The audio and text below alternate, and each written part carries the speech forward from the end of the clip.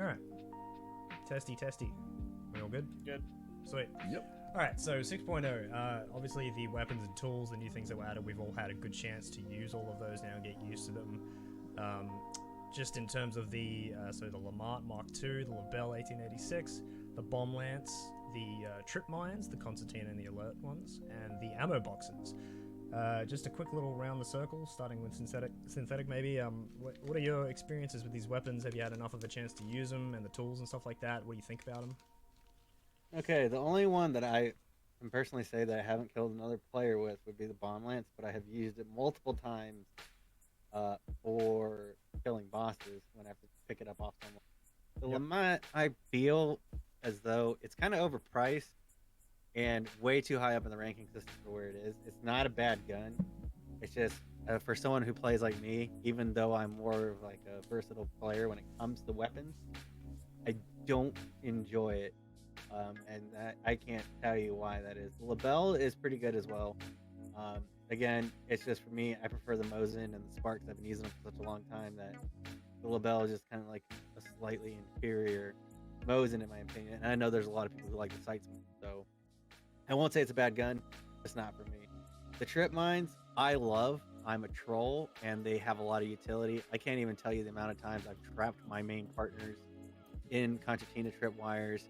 It is just one of the greatest joys of the game. And the ammo box, if you run a nitro, if you run a crossbow or a Dulce or something, that is almost a necessity these days. And I feel as though that has been one of the best additions to the game because it kind of helps you. It gives you a further choice. Do I want to risk running out of ammo at some point?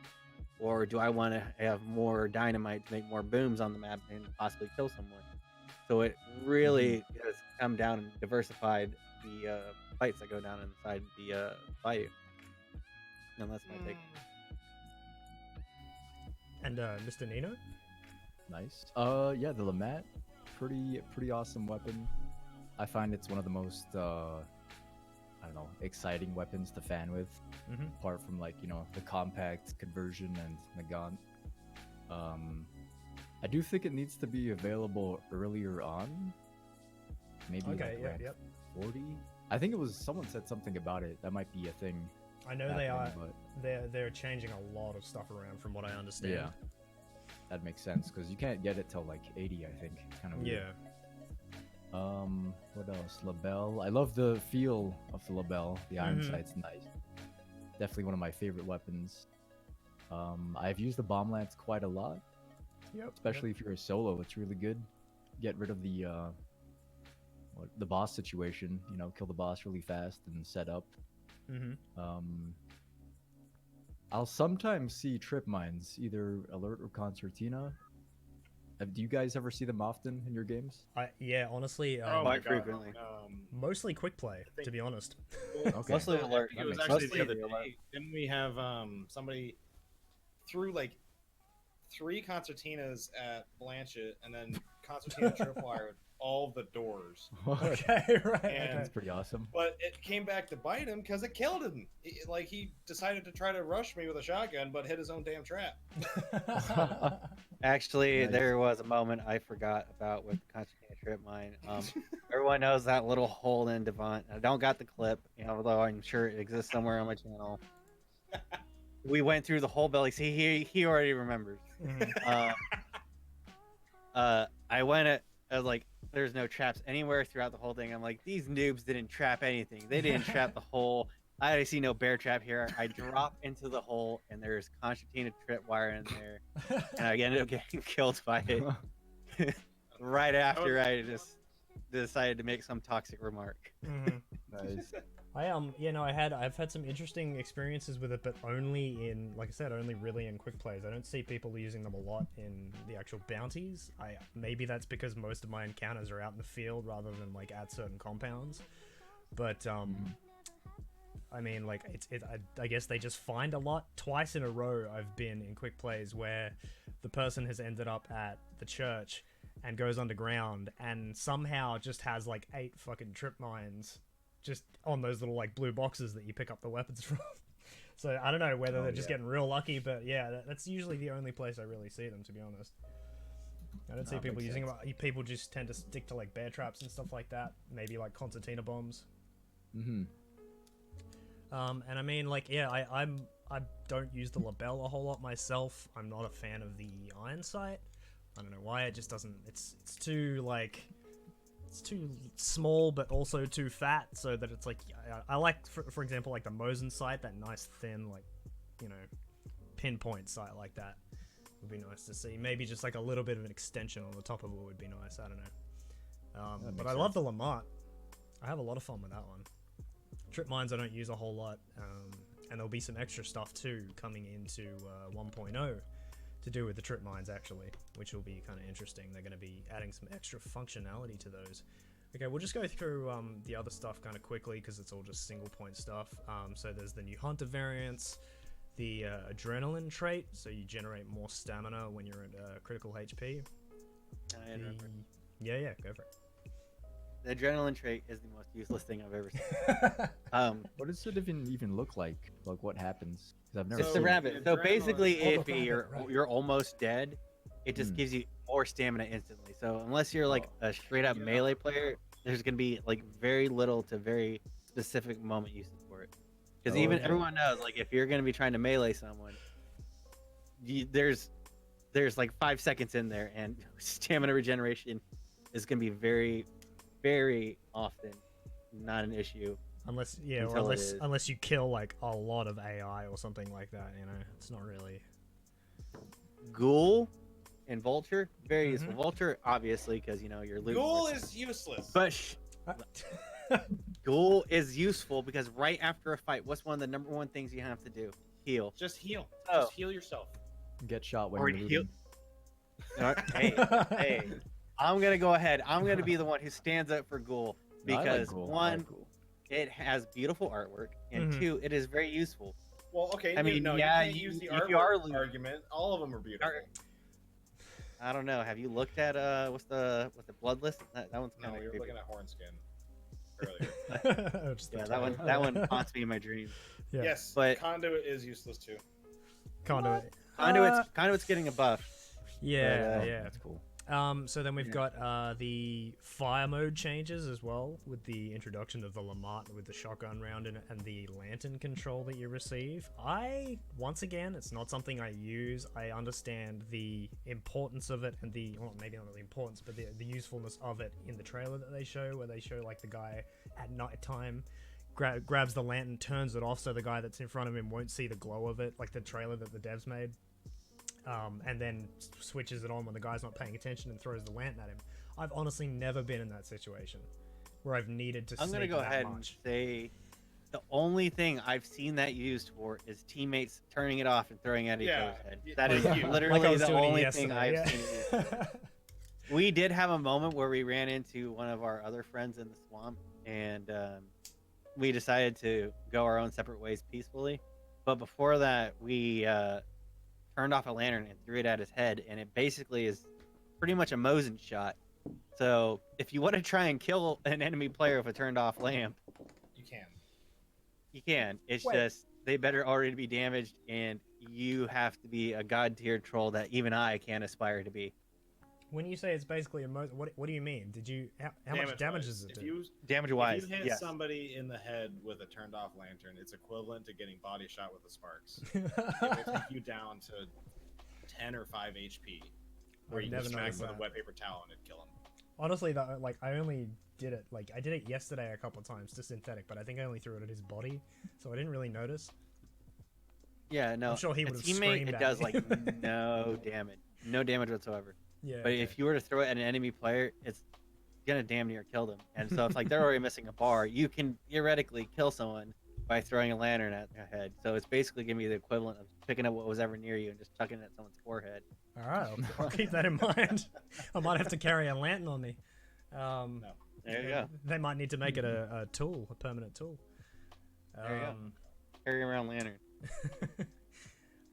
So what do we got here? Okay, this is one of the other things I wanted to talk about, but kind of later on as well. This is just a quick thing about the antidote shots lasting a full match. That's what they currently do, and they will continue to do that going into 1.0. But we'll go over that a little bit later on.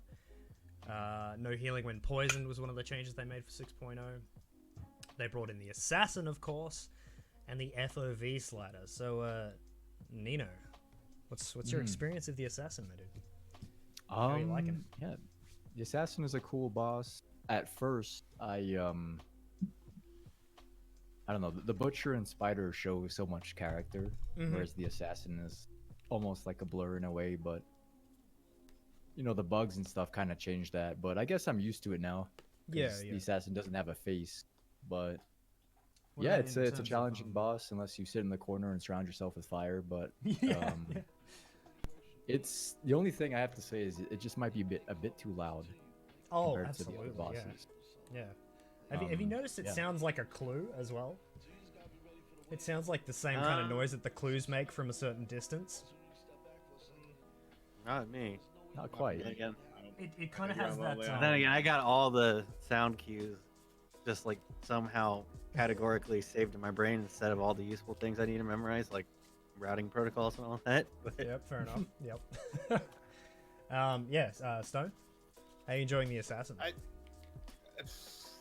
Do you think it's like game changing necessarily in terms of, like, compared to the other two bosses? In the sense of it still kills players. I mean, Synthetic and I had a situation where a solo was in there, and it killed him, and we kind of came in there expecting to find another person, and they were going for the revive, but no, he was a solo. So I mean, it's definitely more deadly than the butcher and the spider, but at the same time, it's just as easily cheesed. Just sit in a corner with lanterns and a hammer. Like, so in that sense, I think they should make some maybe more aggressive changes to it. Make the boss fights a little bit more of a challenge rather than just fight it one or two times, get the shit kicked out of you, figure it out, and then next thing you know, you can just go in there and you can actively have one person doing it while the other person fights teams off. Yeah, I think the boss fights should be a little bit more difficult and make it more of a challenge and a concept, like a conscious decision to be like, okay, now we're going to commit to the boss fight. We got to do it quick. So that sort of thing. So I just realized my microphone wasn't even like facing my face. It's kind of like died a little bit there. It's all good. You can still hear me. It's fine. Yeah, Synthetic. I'm for the most part, I'm in agreement. To me, the assassin was kind of the best parts of both Spider and the Butcher. He does some sort of consistent damage with the bleed. He doesn't stay still for very long. But at the same point in time, I am in agreement with everyone else. You can still just sit in the corner and just cheese the shit out of him. I think the quickest we've ever done it is under a minute. Yeah. And that was just great fortunate circumstances. Yeah, many times I've thought, gun. like, holy crap, how did they get it that quick, you know? Yeah, and it's not impossible. It's just with the way it moves, it's a little difficult depending on the arena. So like certain arenas, like Blanc, that little corner room, it's easy.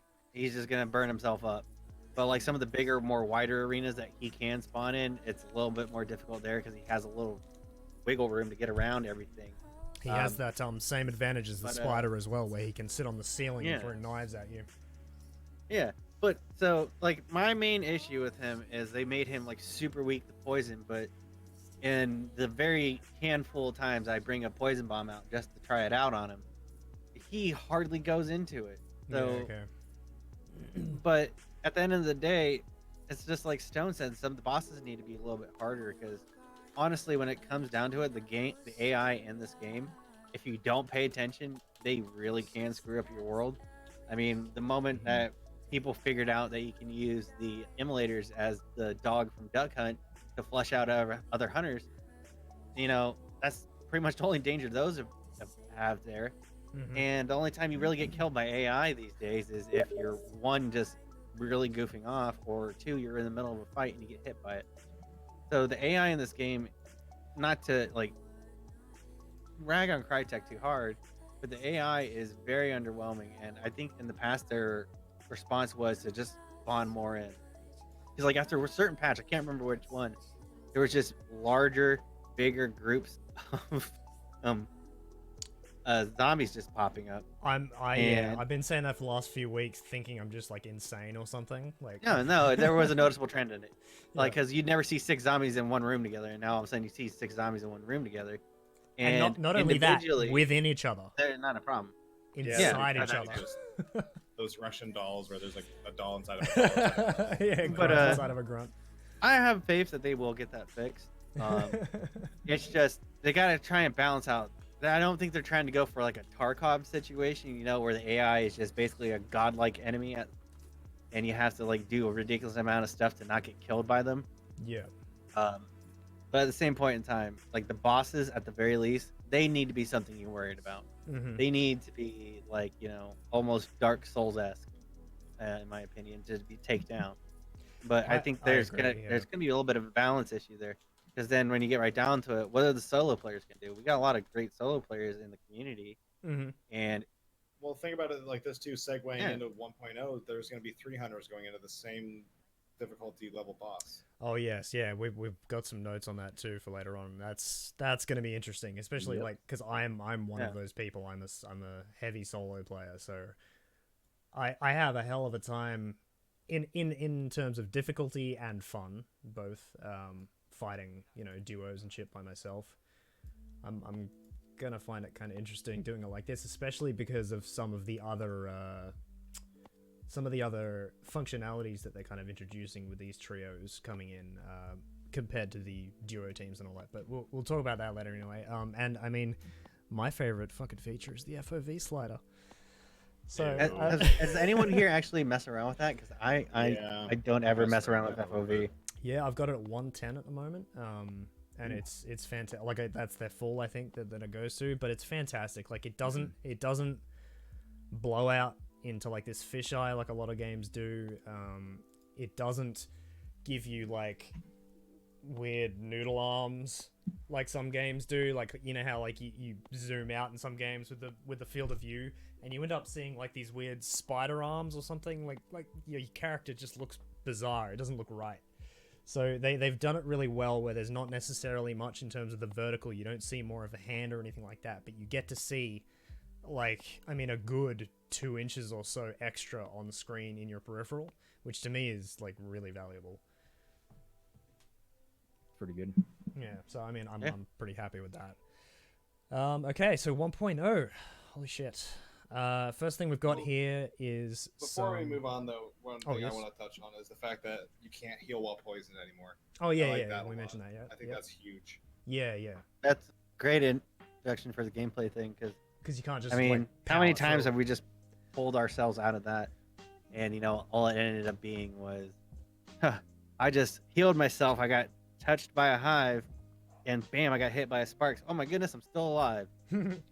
As much as I enjoyed those moments, for good gameplay balance, I don't think it really fit in there. So that makes sense, and it's a great. Yeah, definitely. The first couple of things we have to talk about aren't really anything to do with actual gameplay changes, but they're releasing all these legendary weapons and these weapon skins and lore-related unlocks and things like that. So these are the things that I just noted down directly from the dev podcast, the devlog, sorry. The access to the legendary skins is linked to the respective main weapon it's based on, so you have to obviously have the weapon unlocked in order to get the skins. The way that I understand it works with the legendary stuff, unless you're buying it off the store, because you can get part of the prestige now is going to be one of the things is that you can actually get a random weapon skin unlock every single level up to level 10, and then every 10 levels after that, right? So I assume they must have something to do with their random legendary skin weapon pool, where it won't give you the skins. It will remove those skins from the legendary skin pool that you get randomly if you don't own that weapon. I don't know if they've thought about that, or if that's if that's a functionality. I don't know. Honestly, anyway. If I could just interject here, when I heard legendary weapons, I thought we were gonna get some cool ass blunderbuss things, or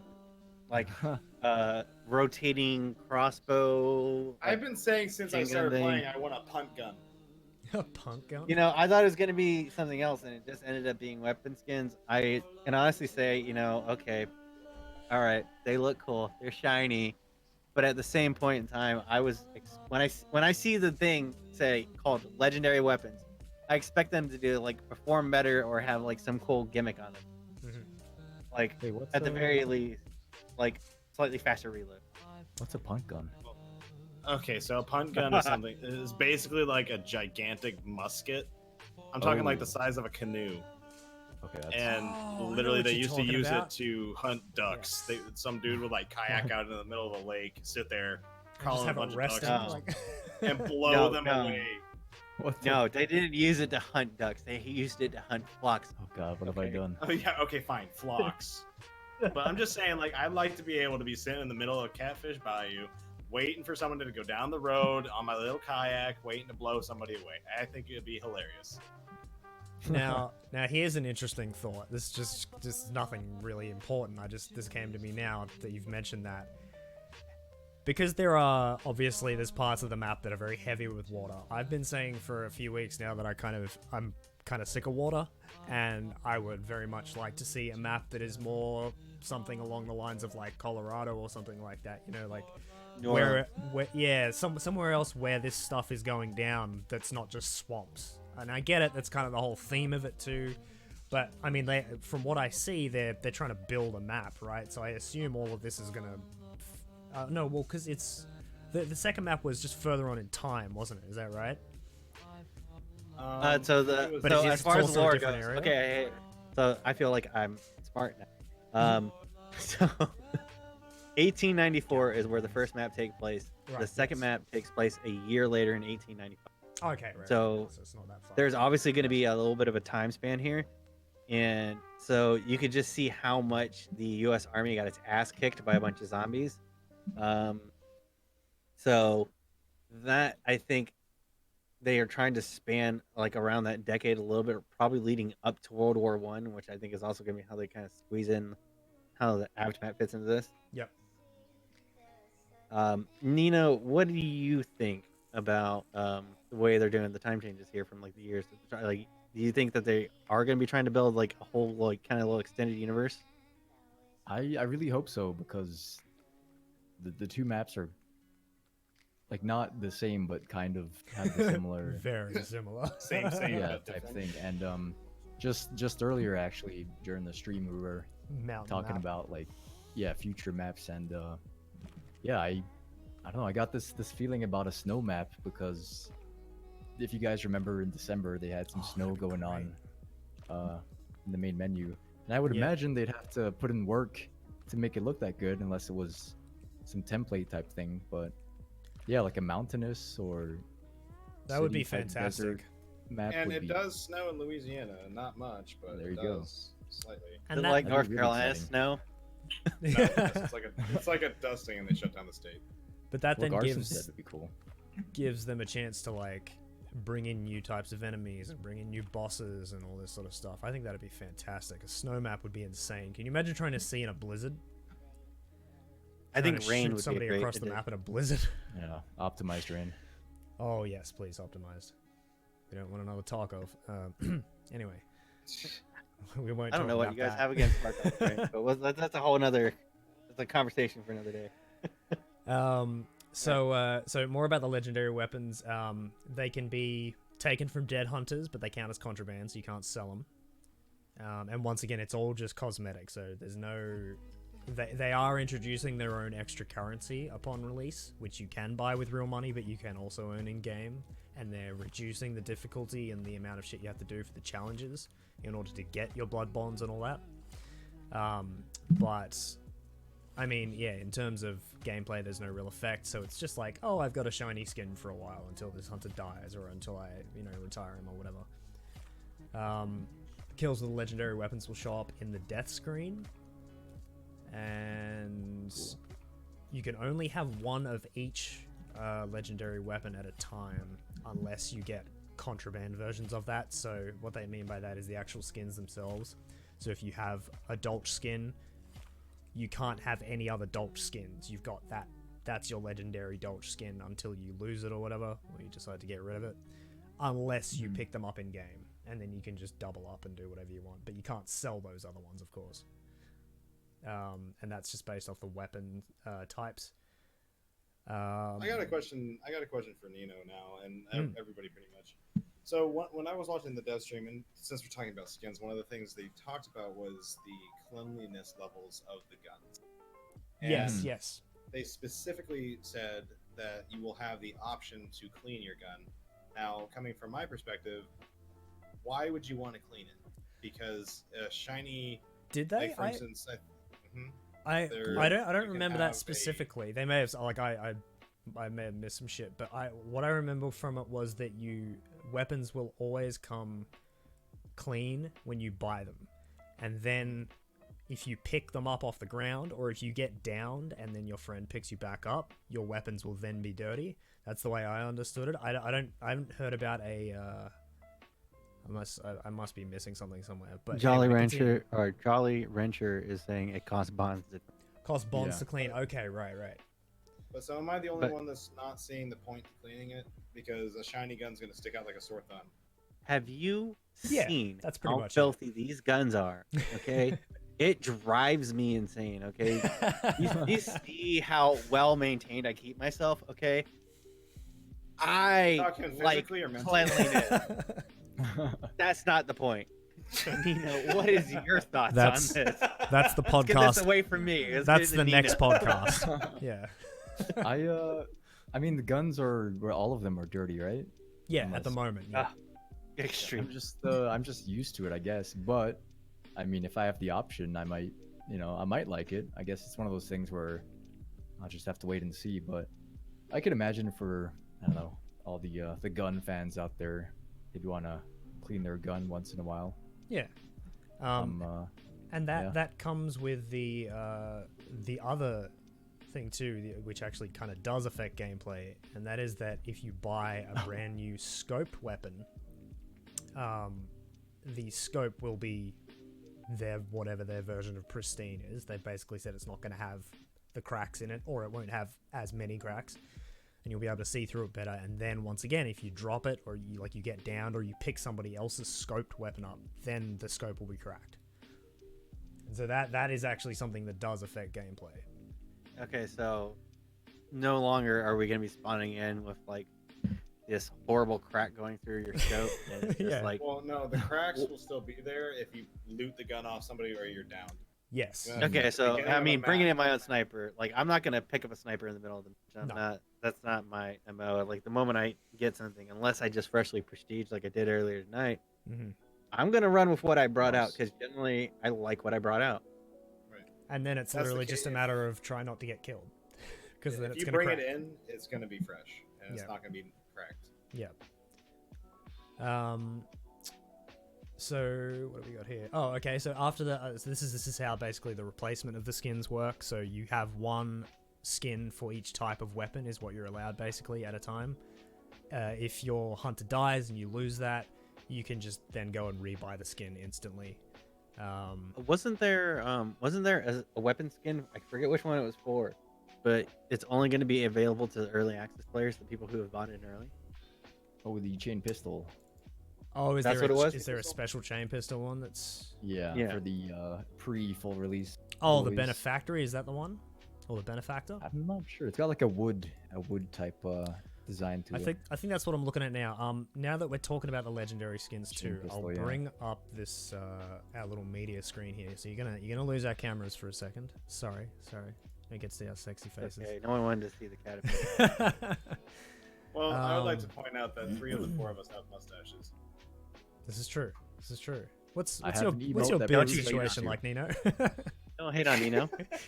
What do you grow? Neenoh is precious, okay?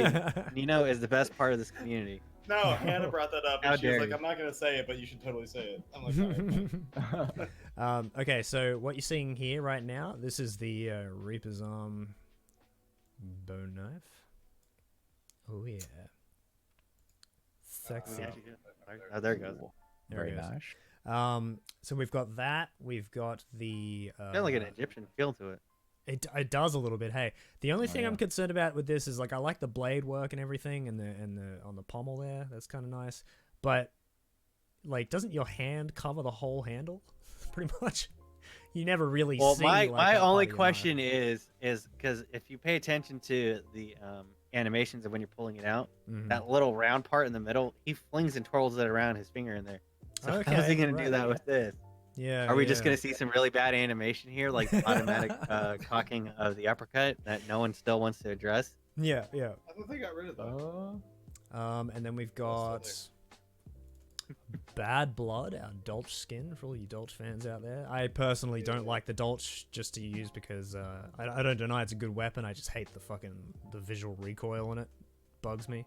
I enjoy it. See, that's pretty. That's nice. That's really nice. You got like a nice either maybe like an ivory or a bone handle there, some gold filigree and beautiful It looks skins. it's like the 1890 equivalent of the drug dealer's golden desert eagle. Yeah.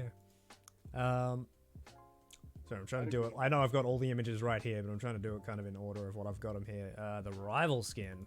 This one I quite like. This is a really nice sheen, like wood stock. Rival? You'll see it in a second now. It's called Allison. Nice. Looks more like a Marie to me, but okay. It's very pretty. We got our Definitely looks like it was owned by a wealthy rancher. Yeah. We got our Vetterli here, Pioneer's Blood, which from the mouths of the devs themselves, they wanted kind of like an American Indian feel. And then there's one of the other ones has they said more of like an African quick feel question. to it. Yeah. And it's gonna be mainly for Neenoh and Jayber here because I already know the answer for the other guy. Do any of you use the Vetterli? Do you guys like the Vetterli? I do. Yeah. I'm biting my tongue. I don't mind it. I think I don't like its bayonet attack for some reason. Bugs me. earlier on, I definitely used it quite a lot, but I don't know. I just sort of jump straight to the sparks when it's available. Mm-hmm. Kind of just like grew out of it. But I will use it like every once in a while. Like if I have like a PAX with fanning, it's not a bad combo, but it seems like double PAX would be better. Mm-hmm.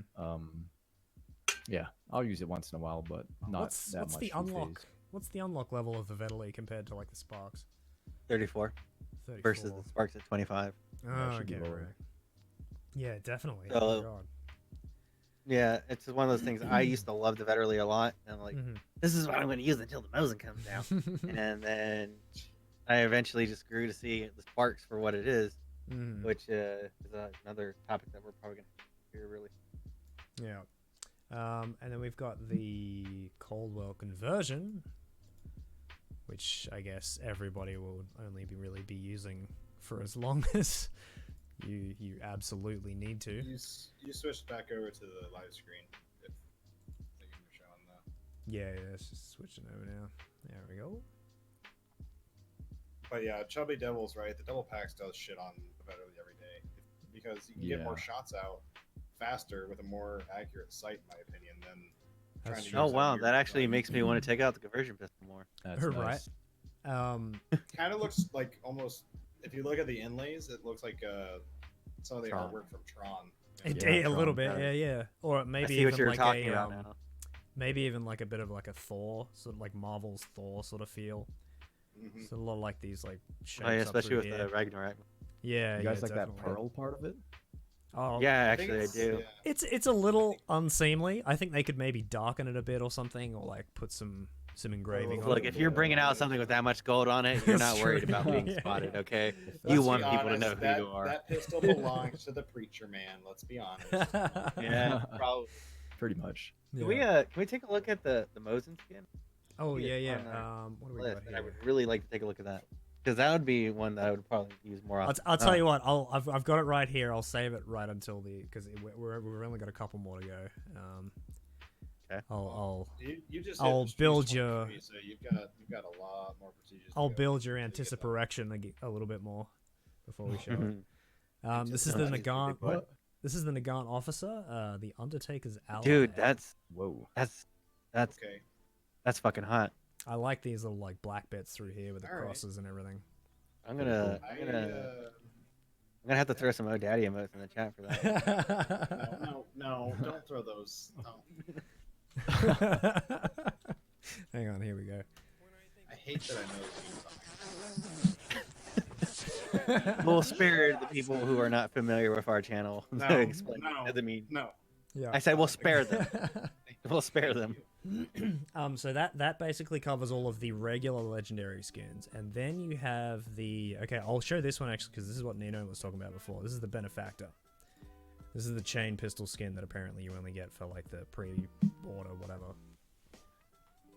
Early access. Early access. That's. Go back to the officer. I liked looking at that. That was pretty. Is that snake skin? I don't know. Is that Latin on the? Is that Latin on the handle? Zoom in on the. I think it is. Yeah. So. Let me look that up while we do that. You see that? It's like OITINIBA. Wait. It's. Is that reversed? Yeah, that's reversed. It looks like it's reversed. Yeah. ABINITI. It's Ab initio. From the beginning. From the beginning. So. It's the same front back. It's the same front and back. Bottom it is. Yeah. Top. It's just mirrored on the top. So it's, that's actually an cool. initiation or something like that.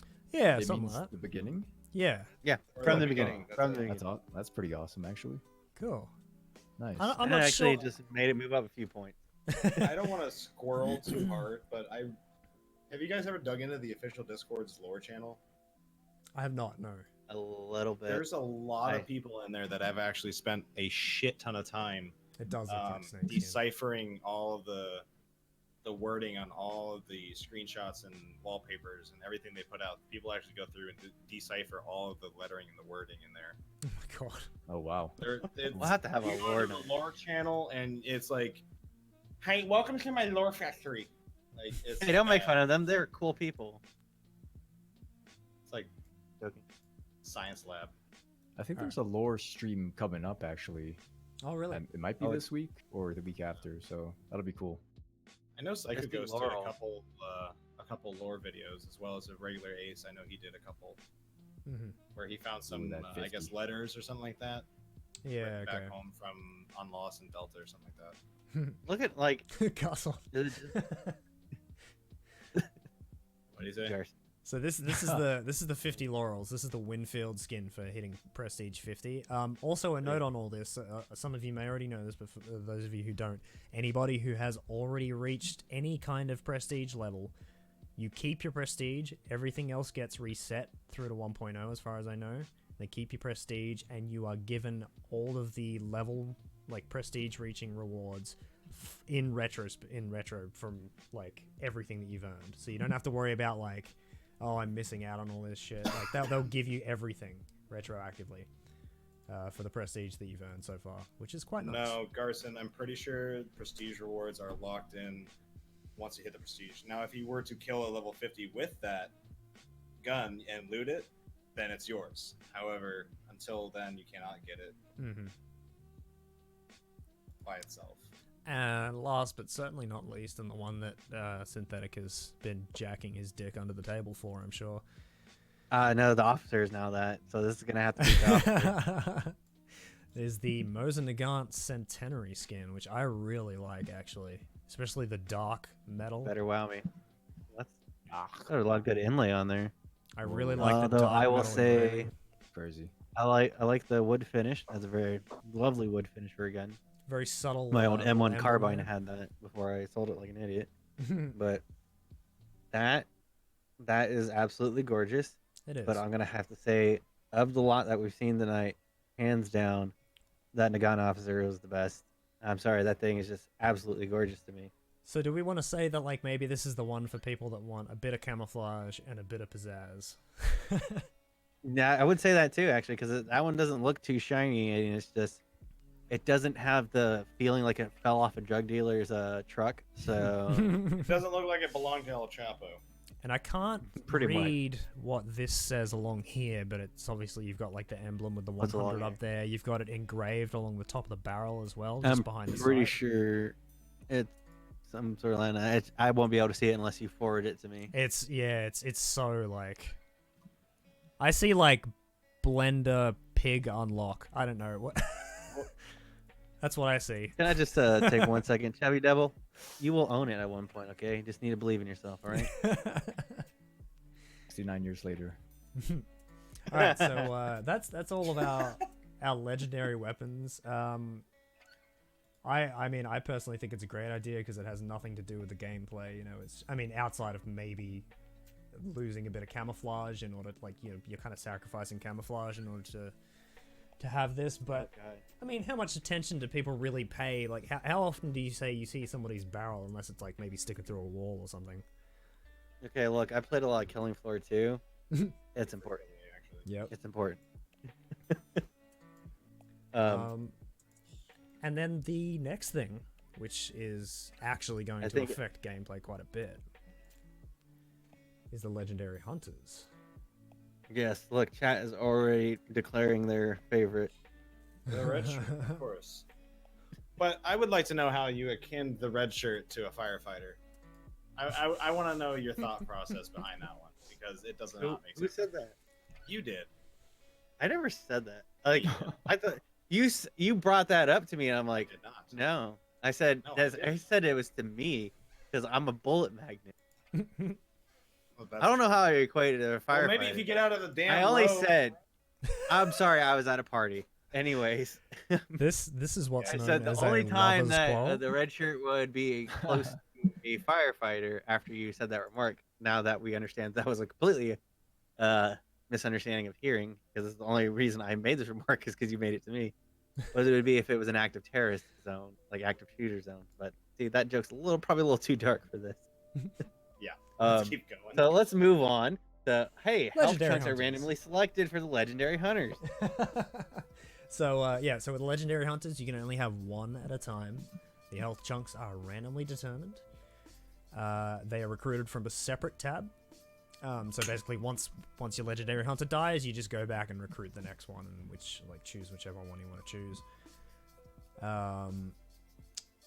For recruited without weapons for a fixed price, which I think is kind of good. I think it's just something different. I don't know how much importance or how much effect it will have on your personal economy and on the gameplay itself. Because you then still have to obviously go and outfit the hunter. I think it'll probably be like the free hunters, in a way. Yeah. Because you know how, like, a lot of people right now, it's just more often than not, it's cheaper to buy the free hunter because they already got pretty much, nothing to lose on it. Mm-hmm. Versus buying the other hunters where you're paying for their traits, and then you could possibly have a trait you don't like. Yeah. Like, I've had hunters come with traits that I absolutely loved, but they came with guns that I did not like a Dulce Precision and a Shot Bolt. Mm-hmm. And now the hunter costs like almost $1,100, and like I'm not going to spend that kind of cash just for the traits. I can get the traits all on my own. Mm-hmm. So at that point, like, I'd pick one of the lesser hunters or even the free hunter, because at that same point in time, I'm going to save money, because I'm not someone who sits on a mountain of cash at all times, because I like to play around and not having good morning, Julia. a lot of money that just basically will lead me to using tier 1 guns. So I think it's probably going to work in that respect of like how the free hunter has kind of been that go-to to save money. And the other thing too about that will be interesting with their gameplay is the devs said that their hitbox isn't going to be any different than the regular sized hunters. I'm not sure how they're going to work that, considering these dudes look considerably larger. I guess they're just maybe changing the shape of their torso and shit like that to Are you encompass the referring same to the space. legendary hunters or the female the hunters? legendary Probably hunters. both. Sorry, yeah. Because like they're keeping them all the same for both. Because there is one big popular game out there where the females have a smaller hitbox. I can't remember what it is, and it's driving me crazy. PUBG. PUBG. Yeah. So that's why you see like a lot of like people running female characters on PUBG. Yeah. So they're trying to go away from that because that's, in my opinion, dumb. I don't know. Like, Neenoh, what do you think about that? Well, that's a thing in PUBG, or Just like in general, what Hunt's doing compared to that. I Well, think yeah. it's good because it's. Go ahead. Continue. No, I was gonna say, because if they don't change the hitboxes, you're gonna have weird ghost areas around the females' heads and whatever. Yeah. Mm-hmm. So you think they should? Neenoh, what do you reckon about like because these guys just look like they're larger, you know what I mean? So I just, to me, I'm I guess they're gonna work it some way, but they just look like maybe they're changing the same, like the shape of the body to fit the same hit silhouette, if that makes sense. What do you reckon about like? Do you think it's gonna be weird? I don't know. The dude hunters don't seem like. Wait, are we talking about the legendaries? Yeah, or... the legendaries. Yeah, because they're considerably. Yeah, I'll throw this true. up on the stream now because this is the first one of them here, the Carcass Gunrunner. Yeah, they'll probably just reshape things so everything's the same, and that's more important, honestly. Otherwise, you're gonna change everything. Because I know for a fact that I can put a bullet through a hive's hair and it doesn't damage it, right? So like I know they must be paying attention to some kind of like clothing simulation thing where if you shoot a round through somebody's like cloak, it's not going to damage them necessarily, right? Potentially, yeah. Yeah, so this is the Carcass Gunrunner. This is the first of our big boys. I have no idea what these guys like, what their advantages are going to be, what their like, it's what just they're gonna be a they skin have thing. traits, or That's what just I've heard. Skin? Okay. It's just a skin. Like traits will be random. All that. Like so, like it's literally just like Fortnite skins or clothes in PUBG. It's just pure cosmetic. Yeah. Nonsense. And Right. I think the biggest case for nonsense is red shirt, which anyone who looks at him can tell you that's the case. And I've actually seen a lot of people upset about the red shirt because it breaks the immersion of the game. I saw it in a Reddit post, and it's just like, I mean, this is a game that's already featuring like a very low amount of lore, and this is coming from a lore nerd. I love the lore of the game, but what's the point of complaining about the immersion of the game? There's very little immersion to the game because honestly, most of the time when I first had my first match, to me, I just got plopped down into a bayou. I don't know why I'm here. All I know is I got to kill everything. So that was it for me. Yeah, all I know true. is I must kill. Yeah. So this is the Reverend. We'll just kind of gloss over these because once again, we don't want it to just be like a slideshow show. That's the Carcass Gunrunner still. Give it a second. Give it a second. Gotta remember we're broadcasting. Initially, though, honestly, what I thought these were going to be, I thought these were going to be like mini bosses. Can you imagine AI mini, like this dude hangs around healing waters, so no matter what's going on the map, no matter where the boss is, there's a Reverend waiting to kill you. Like, yeah, like he's worth $75 bounty. and you don't like. I got a quick question because I, honest to God, can't tell. Is there an upside down cross on that priest's forehead? Yes. Yes, carved in, Yeah, I he believe. loves Hunt. Okay. And so the whole way that they described him though was that like he goes around not only killing like monsters and shit, but he'll kill hunters as well. Anybody who like threatens his flock, essentially. So I don't know. I thought it would have been a really cool idea to have like AI mini bosses or something, but Synthetic knows way more about the lore than I do. But Synthetic knows more about how the fact that the Jinn is the main protagonist that we haven't seen, or antagonist that we haven't seen yet. Oh, okay. Yeah, so last time I checked, there is the main thing causing all these other monsters to appear is an ancient Jinn. That's what all the hunters are there for, aside from money. Right. And it's kind of just like, what are we gonna see when it comes down to that? Because as far as I can tell, they are putting the bosses into tiers. The Spider and the Butcher are both tier 1 bosses. The Assassin is the first tier 2 boss. So that's kind of why I was disappointed about the legendary weapons, because at one point they alluded, you will need the legendary weapon to take on the final boss. And Your then all of a guns sudden, must be shiny. yeah, that's all it is. Well, so you mean to tell me all I needed to go down was go raid El Chapo's basement and I could fucking take on a Jinn? Pretty Okay, much. come on, all right. So that's all I got to say about that. This Knight Seer guy looks like the Blade skin. They just reskinned the skin. It is literally, yeah. I did not intend for a shitty pun, I swear. I think they may have gotten a little lazy with this and they just put some like weird writing and runes and stuff on his body. Reskin the skin. It's great, isn't it? And then I didn't know what else to say. Then we've got Sheriff Harden here. A little bit of a cleaner skin and stuff, but once again, this just looks like a reskin to me. That's better than nothing, I guess. Yeah. So far, I think the butcher looking dude, the carcass gun runner, and the Reverend are the most like different than regular. I like his mustache and his facial hair. Cool. It looks very like some cool person I've seen before. Just because it looks like yours doesn't mean anything else. But Jayber, Neenoh, what do you? Which legendary hunters are you guys going to jump for first? Oh, go for it, Neenoh. What was the first one you showed? The first one was the carcass gun runner. Because I like him because he's kind of like him and the priest are just the most different. You know what I mean? I don't know. Mm-hmm. What do you reckon? Yeah, I noticed he's the only hunter with a pipe in his mouth. And what I'm wondering is, since I don't know, I don't want to jump too forward, but I'll just mention it. The small detail of having smoke come out from your gun. Oh yes, they are adding more. Yep. Makes me wonder if maybe his pipe smoking 24/7. Like, I think that'd be pretty cool. Like the scavs from Tarkov. Yeah, that'd be kind of cool. Oh, is that what it's like in Tarkov? No. They have some scavs that have like cigarettes poking out of their mouth the whole time. Yeah. And you can tell it's lit, but there's smoke coming off of it. Oh, damn. Yeah. Through a balaclava. Yeah, no mouthful or nothing. See this dude's face like glowing in the dark, staring at you as he draws on his pipe.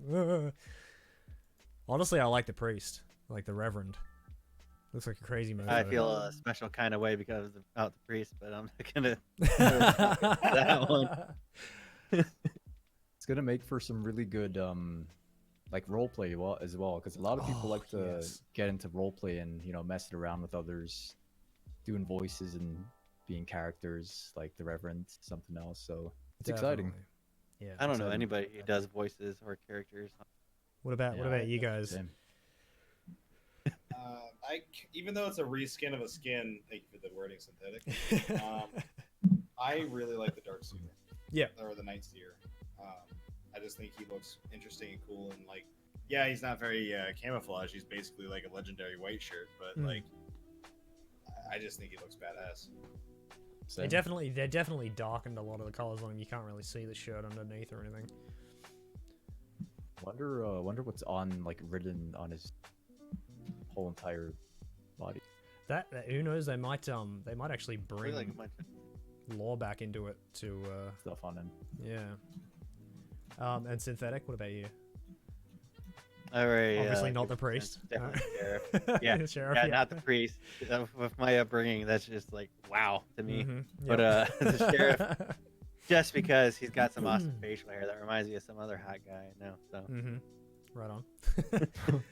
Okay, so let's see, the rest of this stuff that we don't really have to worry too much about screenshots or anything. This is just stuff to do with gameplay and economy and stuff.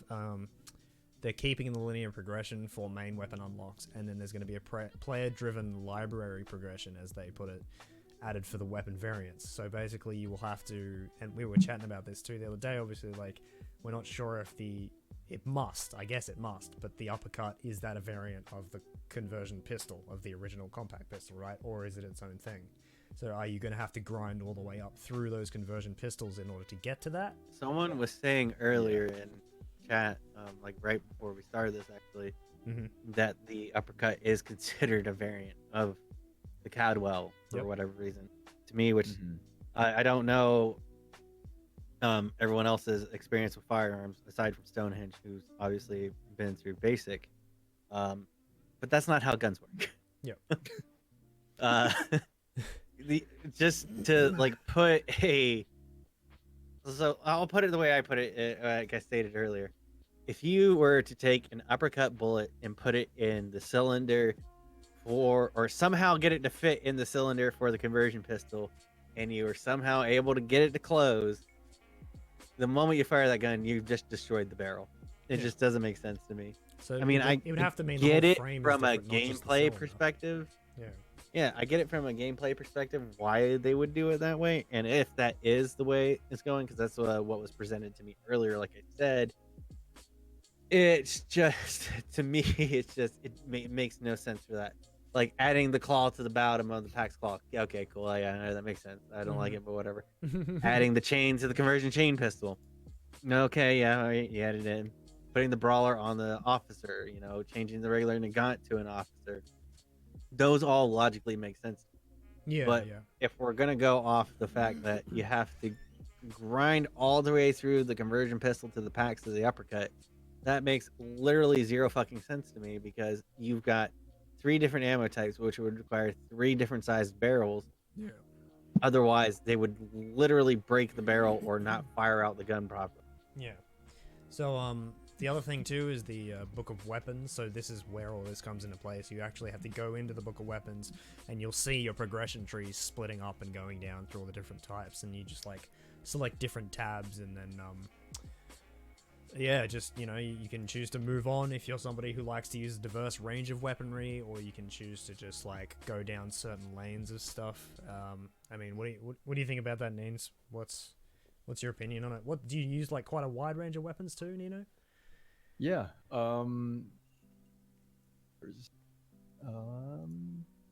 Yeah, I honestly that's why I like to almost use meme loadouts like almost every time I play.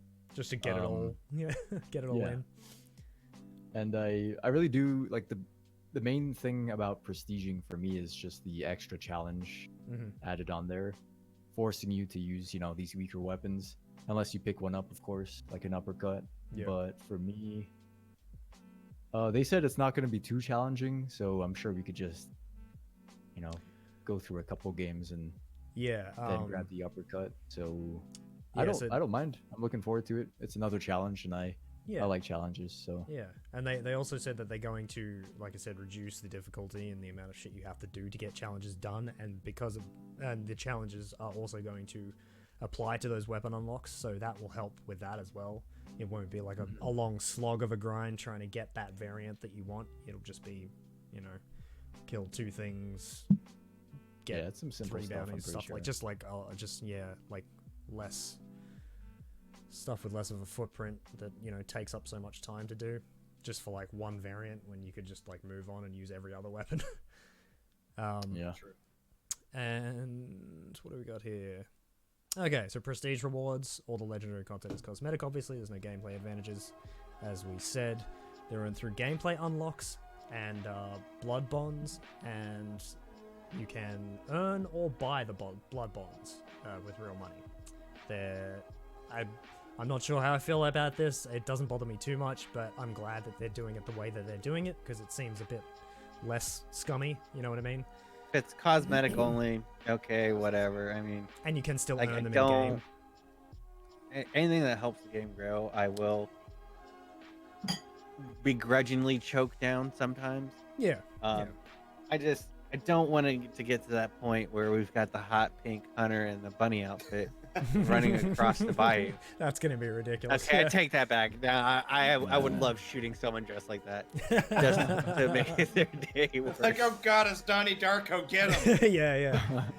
So each time you prestige, and this is the reward stuff that we mentioned just earlier briefly, you can select one of 3 rewards. So every prestige level that you hit, you'll get to choose from either $2,000, a 10% XP boost for, I assume, the duration of that. They didn't really mention a time length of it or anything like that, so I assume it's just the duration of your prestige, like until you level up again. I would guess. But that's not stackable, so it cuts off at that point. And then a random legendary item. Now with the random legendary items, you have to, I assume, own the actual weapon itself to be able to get a random roll on that, you know what I mean, to get that skin. Not necessarily. I think if it's going to be the legendary item, or you might get anything. You might get anything out of that legendary pool at the beginning of your prestige. It's like, hey, congratulations, you're going through hell again, here you go. Yeah, so it's a separate gun, right? It's not just a skin that you apply to a gun you already own. I believe so. Yeah. That would be nice. So you get those every level from levels 1 to 10 prestige, and then everything after that you get at every 10 levels. And and of course, let's not forget they're adding the extra 50 levels of prestige this time around. So more grinding. Good luck. And then, of course, what I mentioned before as well, the prestige rewards are going to be retroactive. So everybody who's earned your prestige stuff, you'll keep all your prestige levels, and you will be given a reward for every level of prestige that you have, like a choice between those 3 things. And then of course every 10 levels after the level 10. I really think I like the way the prestige levels are going because the rewards, because a lot of the biggest complaint about everything is so far has been like, oh, you get nothing for prestiging, why even bother? Why bother? Like, yeah. So I think it's going to be really cool to be like, hey, I reached prestige 50 and I have unlocked the skin, and there's going to be players that are stuck down at prestige 10 or whatever like that, and they're like, oh, I want that gun, and then you're just like, ha, I can buy it whenever I want. Like so it's kind of like a clout thing, but at the same time, like, good morning, Julia. Adding the flair to the prestiges that everybody really kind of wanted. Yeah. Fuck! You guys are I don't know doing about good! you guys, but I wanted my to just have like extra hunter slots. I mean, I see that we can. Like, that's just how it was in my mind. It's like that's like how the Call of Duty thing guys like had me trained growing up in the years. But that's all I ever wanted to do, if I'm gonna be 100% honest. I mean, if you want to give me a shiny new uppercut, hey, that's cool, man. I'll take that. Yeah, sure. But yeah, all I wanted is extra hunter slots because I like. Instead of doing the 250 challenge, why don't we have the 1000 challenge? You know, a full like page 10 of level 50 hunters. And we all know, like, I'm pretty sure everybody, just about everybody here, I know I've done it and Stone's done it. Jayber and Neenoh, have you guys done the 250 challenge yet? No. Yep. All right, Jayber, you'll get there one day. We'll make sure you get there. I don't even know what it is, so I'm all good. So you get a full page of level 50 hunter. 550s. Right, okay. Much. Yeah, no, and so I would like to have the challenge of that full page of 1000. I would like to say, like, probably something like the top players, like Archie, Psycho Ghost, Veil Spawner. I'm pretty sure that'd be like a day's worth of work for them, if that. But I think that would be like for like people who are more intermediate skill levels, like myself, and, like you, Jayber. I won't talk on how great Neenoh and Stonehenge are at the game. But hey, I tell you what, Neenoh ran my fucking Jack Sparrow loadout the other day, and he wiped an entire server with that. Yeah, because he's terrifying. 1 round in Who the uppercut. Who did you save that 1 round for? A spyglass, a saber. Like, it was insane. That was a new experience for me, but that was super fun. I'm glad you recommended that because that was great. I think a lot of people were so hyped on everything that happened. I had a flashlight too. That helped a lot. Yeah, the spotlight was fantastic. that was fun. Okay, so can we just take a second to talk about what a flashlight? Was it a night map? Yeah, it was. Yeah. Oh, okay. Worked out well for him. Like, hold on. Morning, in the early morning lights, you see the Neenoh creeping.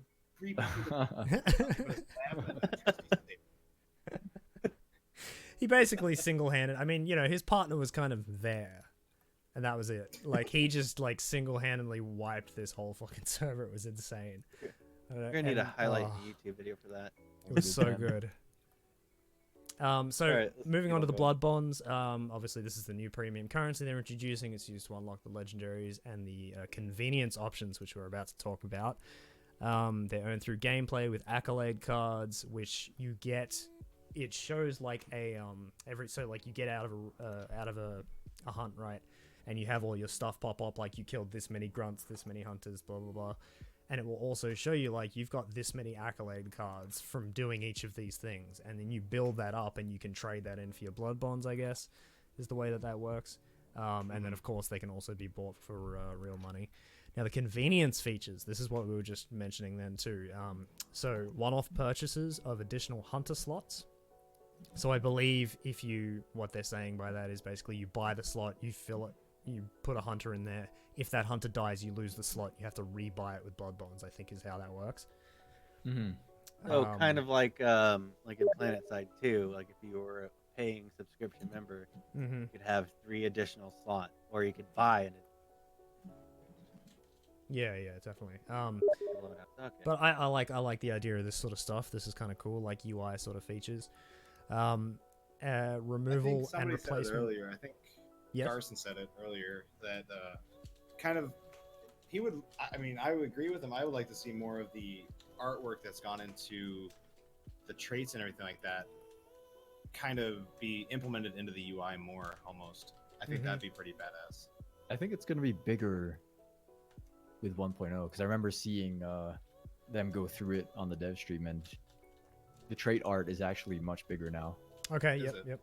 So, which is awesome because it's beautiful stuff. So now we get to actually I would actually look buy at the like detail. just a book of all that stuff. Same. It's amazing. Like a Hunt Showdown special edition. Yeah. Ooh. I would buy that. Collector's edition. Collector's edition. Yeah, I'm not even gonna lie. I've already bought the game like a grand total of like 10 times for giveaways and buying for friends that I wanted to play. Oh god.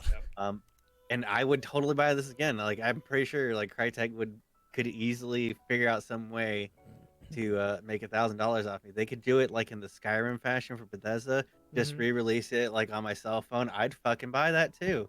But let's not try and get them that idea. Yeah. But I would love an art book. I would love stuff like that. Or maybe even a cap gun uppercut. Shut up. That'd be great. Your last I know where you're going, experience with Synthetic was terrible. You don't want to go there again. If it's a Hunt Showdown cap gun. Yeah, engraved and everything with your little Prestige 50 in there, Prestige 100.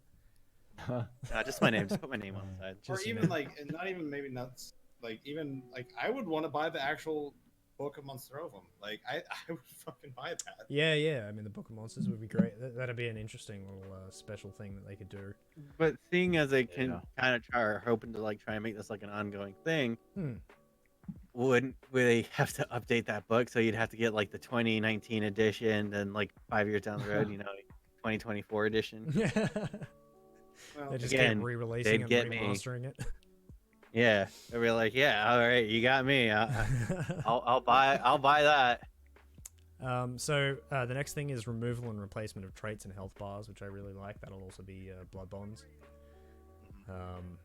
Because I personally. So that can get down to the people can like So people like my buddy Soju who like having 5 health bars. 5 health bars is it. Big, small, small, small, small. That's the best loadout. And then there's people like me who, hey, does this guy got a gun? Let's go.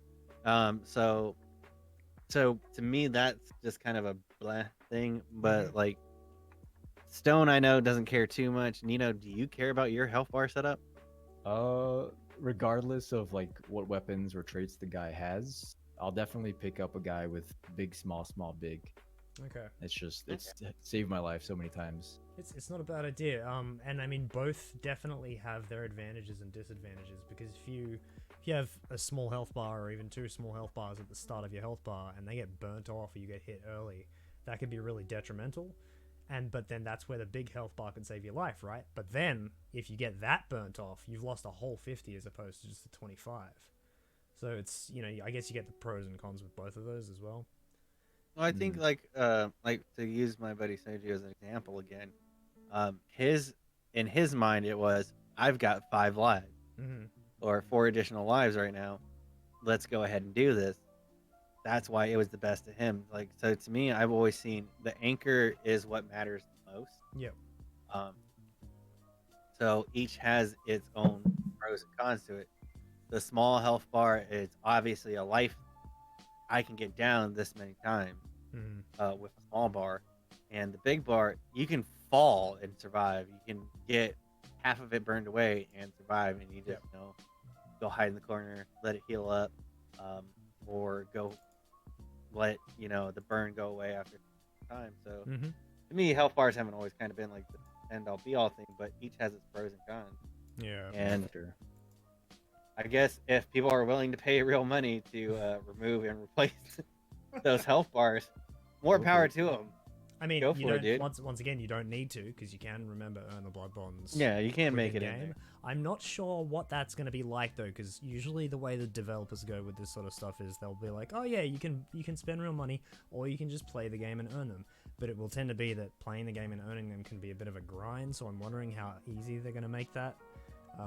Well, for people like me, Stone, and Neenoh, who've got like 1,500 hours in the game, that's not a problem for us.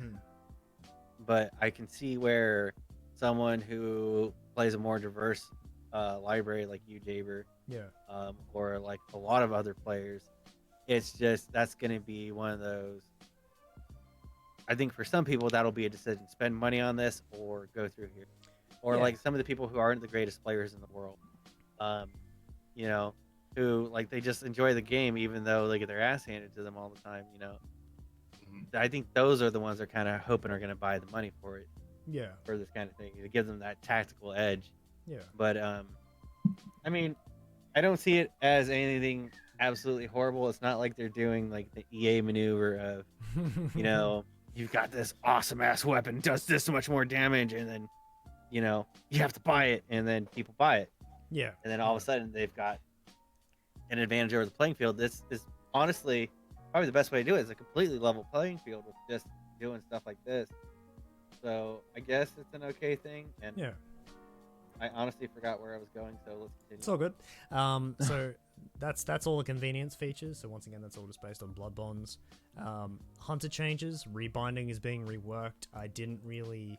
It was the way he was wording it was a little difficult to kind of grasp exactly what he was talking about. But I've tried to, when I first got the game, and I'm only going to say this once because I've said it so many fucking times, but I cannot stand the ADS system in the game. I wish they would just have a separate button for melee and a separate button where you just right click and hold it down, and then you're in, and your gun is just always up. You know what I mean? I actually don't mind it. But you know, I've it's kind of whatever. just I'm used to it adjusted to now. It's whatever at this point. It has led to me having problems in other games.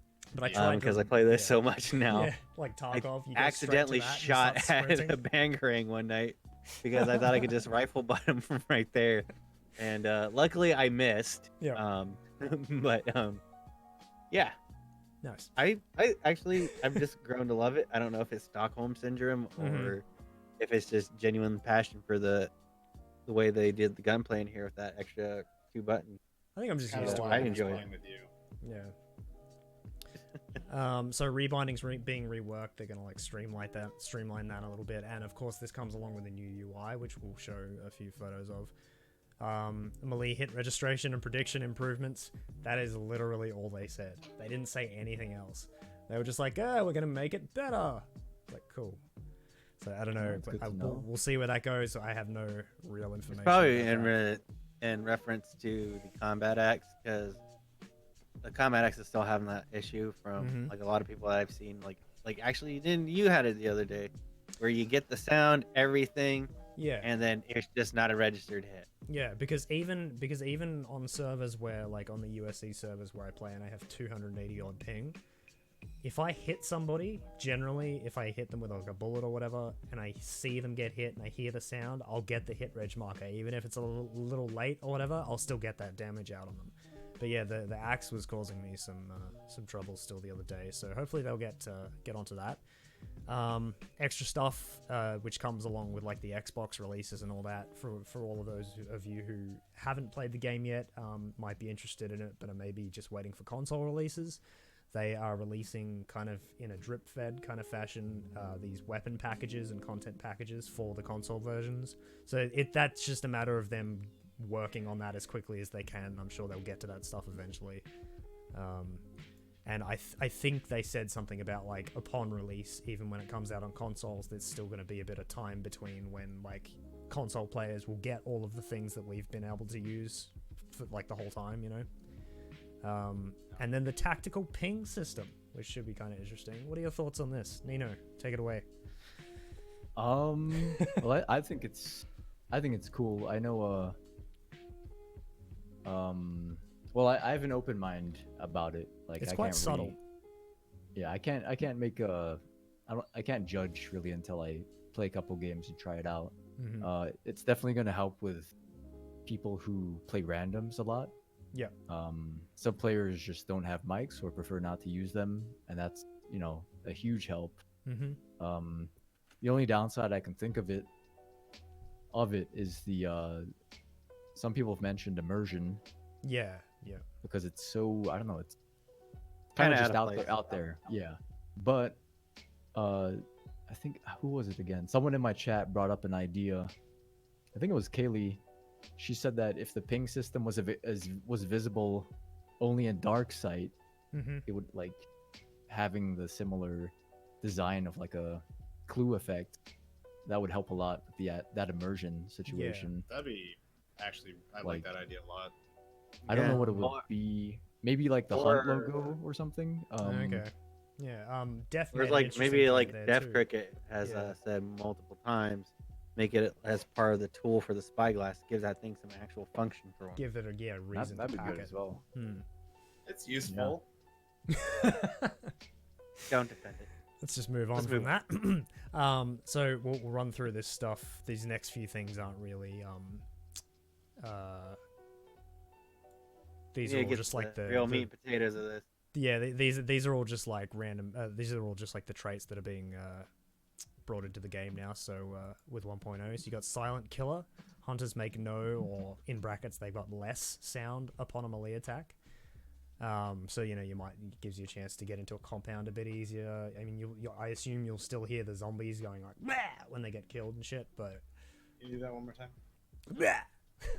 Wait, I'll do the hunter noise. Like, ah! Is that when he gets hit? It's like ah! They gotta get you in the studio. We've got the poacher, so you can place traps silently. I think that's. I need that. That's pretty good. That. Yeah. That's useful if you've already got people on you, like camping on you. I didn't say it was a practical reason. I just say I need that. We've got Lightfoot, which is where. Let me just switch this back to the start screen here. This is where this image comes from. I don't know why I love this cat so much, but it freaks me out too. This cat. Yeah, the new Lightfoot trait. I think he's talking about. Oh. There's that picture of the cat with like the man face. I remember now. What the fuck that is. It's kind of terrifying. That's what my cat looks like. Okay, don't be ragged. It does look like a cat, yeah. God. It actually did. All right. Come here, baby. But I quite like that trait though, the vault, jump, and fall silently thing. That's going to be really useful because I do that sort of stuff a lot. I've literally like leaped down on top of people with a combat axe raised and shit like that. So that's going to be the Australian drop bear. Yeah. You got vigilant, which is traps are highlighted and easier to spot within your dark sight. They said they're not going to make it crazy bright or anything like that, but just like subtle but noticeable enough that you can kind of be like, I might stay away from that door. If I remember correctly, you'll be able to see them through walls as well. Oh, okay, yep. Within like 5 meters of it or something like that. Like you got to be close, but you'll be able to see them through doors. See, I quite like that idea too, because you're giving the dark sight more things to do, which I think is important. You need to really vary out the features of this game, make sure there's a reason. I think like Vigilant, Lightfoot, and Silent Killer. These are all, especially Silent Killer because it's obvious, but these are all generally made to being a melee player easy. Oh yes, definitely, yeah. Which, funnily enough, I've been doing a lot lately, so we'll see how this goes. Iron Repeater, which is just another variant of the other iron traits, remain in iron sights after firing a shot with lever action rifles. Now I don't have video footage, but they showed the actual effect of it, so unlike the bolt action rifles where it's just kind of like a straight bolt back, he kind of like keeps the wind field up in front of him but turns it to the side and cocks it and then just puts it back, so you're still in your like zoomed in view, but you do kind of have the distraction of the gun like doing that in your face.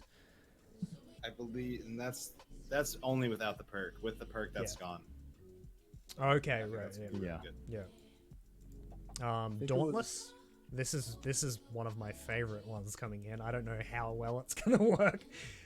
Thrown explosives can be diffused. There's no animation, but there will be a sound.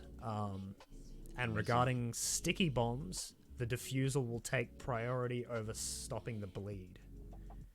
But you bet your ass that red shirt's gonna be running that shit. But it's just a tap. It's not a hold to. It's not hold down to diffuse. You just have to tap it. Yeah, you just got to hit F on the actual explosive. It's gonna be like I just want to go ahead and throw out from perspective of my experience, especially with the games that I get into. I don't see Dauntless. I see it being the new Tomahawk. Okay. Right. Yeah, it's cool, but it's pretty useless. I mean, yeah. I personally don't ever plan to be in the same room as an explosive when it's going off, so my instinct is to just get out.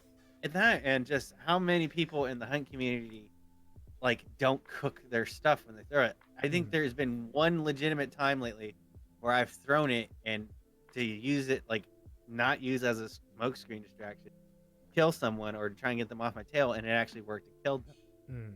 And that was the day I threw the dynamite bundle at my feet while I was running away. Without I did not expect, did not expect the guy's partner to just keep on chasing me and got the kill. Other than that, I cook all my explosives before I throw them because I just want them to pretty much land and go off.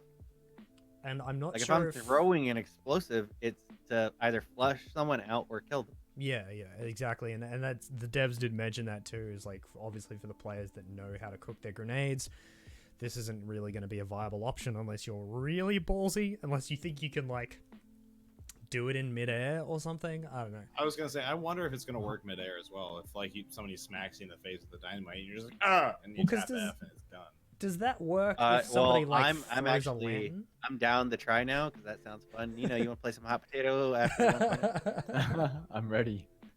We can practice with lanterns, right? See if the prompt shows up to catch it, right? Well, and then we've catch a throwing knife, but you still take the damage from it. Yeah, that's true. Also kind of realistic, right? Yeah. Now that's all the new traits. The other traits that are being changed for 1.0 is Bolt Seer and Resilience.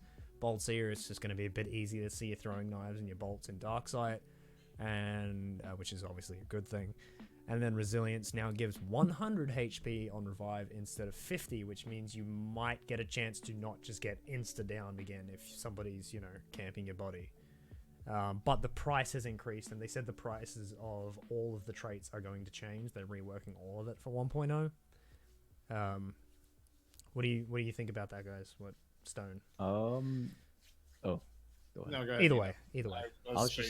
I missed it. I was just gonna say it was brought up before, but the cool thing about Bolt Seer is, if you do hit somebody, you can actually go into your dark sight and see your bolt moving, and that way you can see where they're going. Thank you for bringing that up because I actually meant so it's like a shark tag. It's like a shark tag, but for hunt. It's like a tracking mechanic in a way. Well, it's gonna work it's gonna work the same way as whatever the thing is. You can see traps through doors. Like in Darksight, you'll be able to see your bolts within a certain distance. But just like seeing your traps and everything like that through a door, it's gonna be able to penetrate. It's basically gonna be like short range wall hacks with Darksight, but you gotta tag somebody with a bolt first. Yeah. Right. And all I gotta say is, with this new information in Stonehenge, you know what's about to happen more often. Oh my God, you're hacking! Even though I got accused of it twice today. No, I was talking about the Bolt Seer. It is. The crossbow. There's gonna be a lot more crossbows now. I hate when you bring a crossbow. So yeah, it's I quite like the idea of that tagging thing. Thank you once again for bringing that up because I completely forgot about that and I did mean to mention it. So just essentially it would work if like maybe you were 5-10 meters away from a tree mound and you tag somebody with a bolt, you could probably see them like running back and forth for a few seconds or something like that. It might give you a bit of an advantage if you don't have that dark sight boost already, but hopefully not too overpowered, as they say. We've got some new weapon variants, which we actually have some images for, so let me throw these up. Not too much new stuff coming into 1.0 in terms of actual weapon variants. We could just like flat on just talk about these Bornheim 8-rounder. Which is what I've got up right now. It's now closer to being adult. I personally don't like the Bornheim that much. I mean, I can use it effectively. I don't use it all that often, though. I get trigger happy when I see something shoots fast like the Bornheim does. Like, to me, the Dolch doesn't fire fast enough. Right. But the Bornheim, I don't know what it is. It just I like the little pop it sounds. It just reminds me of like a little 22 plinker. So I just like shooting it as fast as I can. And spamming it. And it's very good. I've seen, speaking of which, I mean, I'd actually like Neenoh to weigh on this because I've seen him use it a lot, especially when it first came out, and get some really nice kills with it. I mean, it's a pretty brutal little gun, right? I definitely used it when it was new, but I don't know, as time as time's gone on, I've been using it less, but it's a really good weapon to bring with, like, I don't know, with sparks, because once you tag someone with the sparks, you just have to just tick them, touch them. Yeah. The proverbial wet paper towel. Yeah, exactly. Yeah. And that's really good for headshots, like if you're within that range.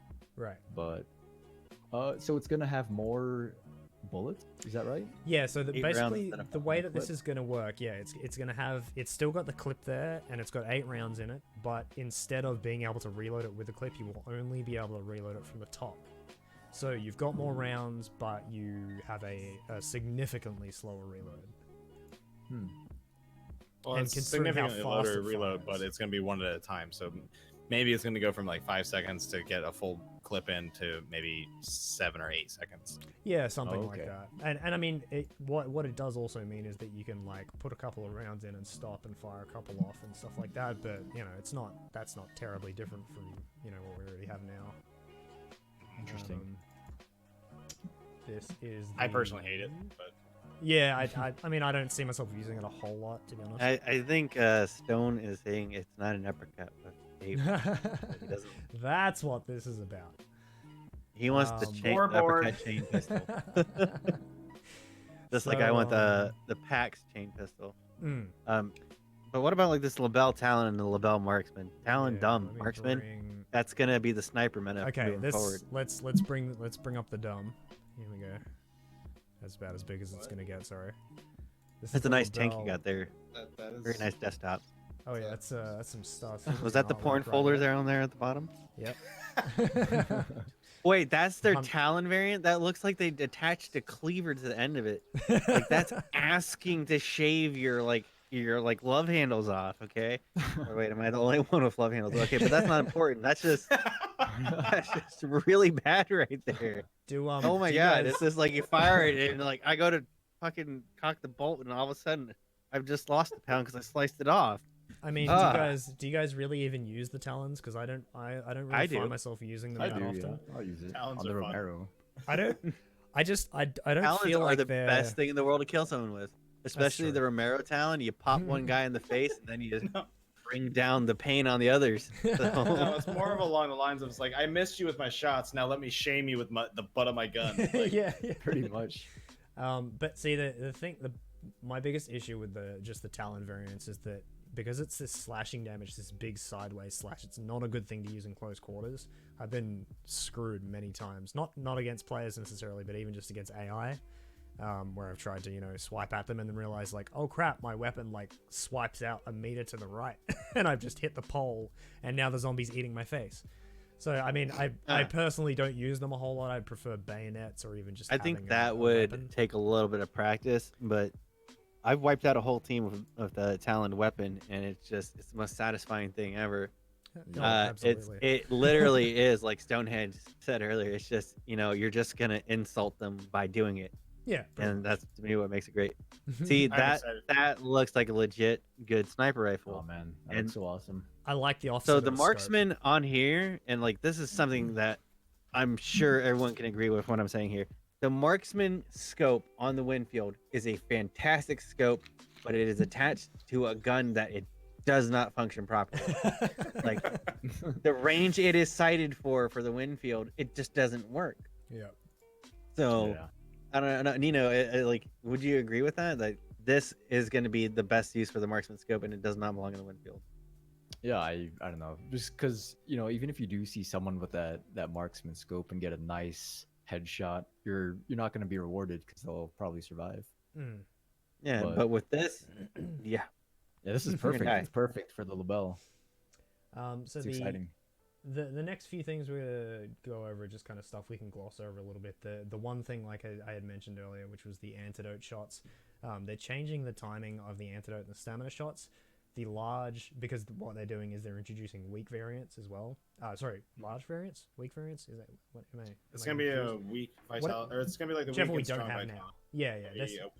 Antidote and a strong antidote. Yeah, so they're splitting it up so that they can have a little bit more variation with the duration of each of these. The weak stamina shot's 1 minute, the large stamina shot's 10 minutes, but I mean personally I don't ever use them. The weak antidote shot is 6 minutes, and the large antidote shot remains for full match duration. What do you guys think about that? Because that, I mean, it doesn't bother me too much because I don't use poison that much, but I think it's kind of annoying if for anybody who does to kind of have like one of your main tools or The consumables people just that be I rendered see useless. who love the antidote shot the most are the same people who bring out hive bombs. Okay, right. Okay. So it's the people who are more worried about being bit by their own arsenal than the rest of the player base. And I've heard of that's- other players who do it just so they don't get poisoned, Yeah. but they're more of a smaller portion. Like the antidote shot is definitely for the person who wants to bring out 2 or 3 hive bombs and be in the same room as them.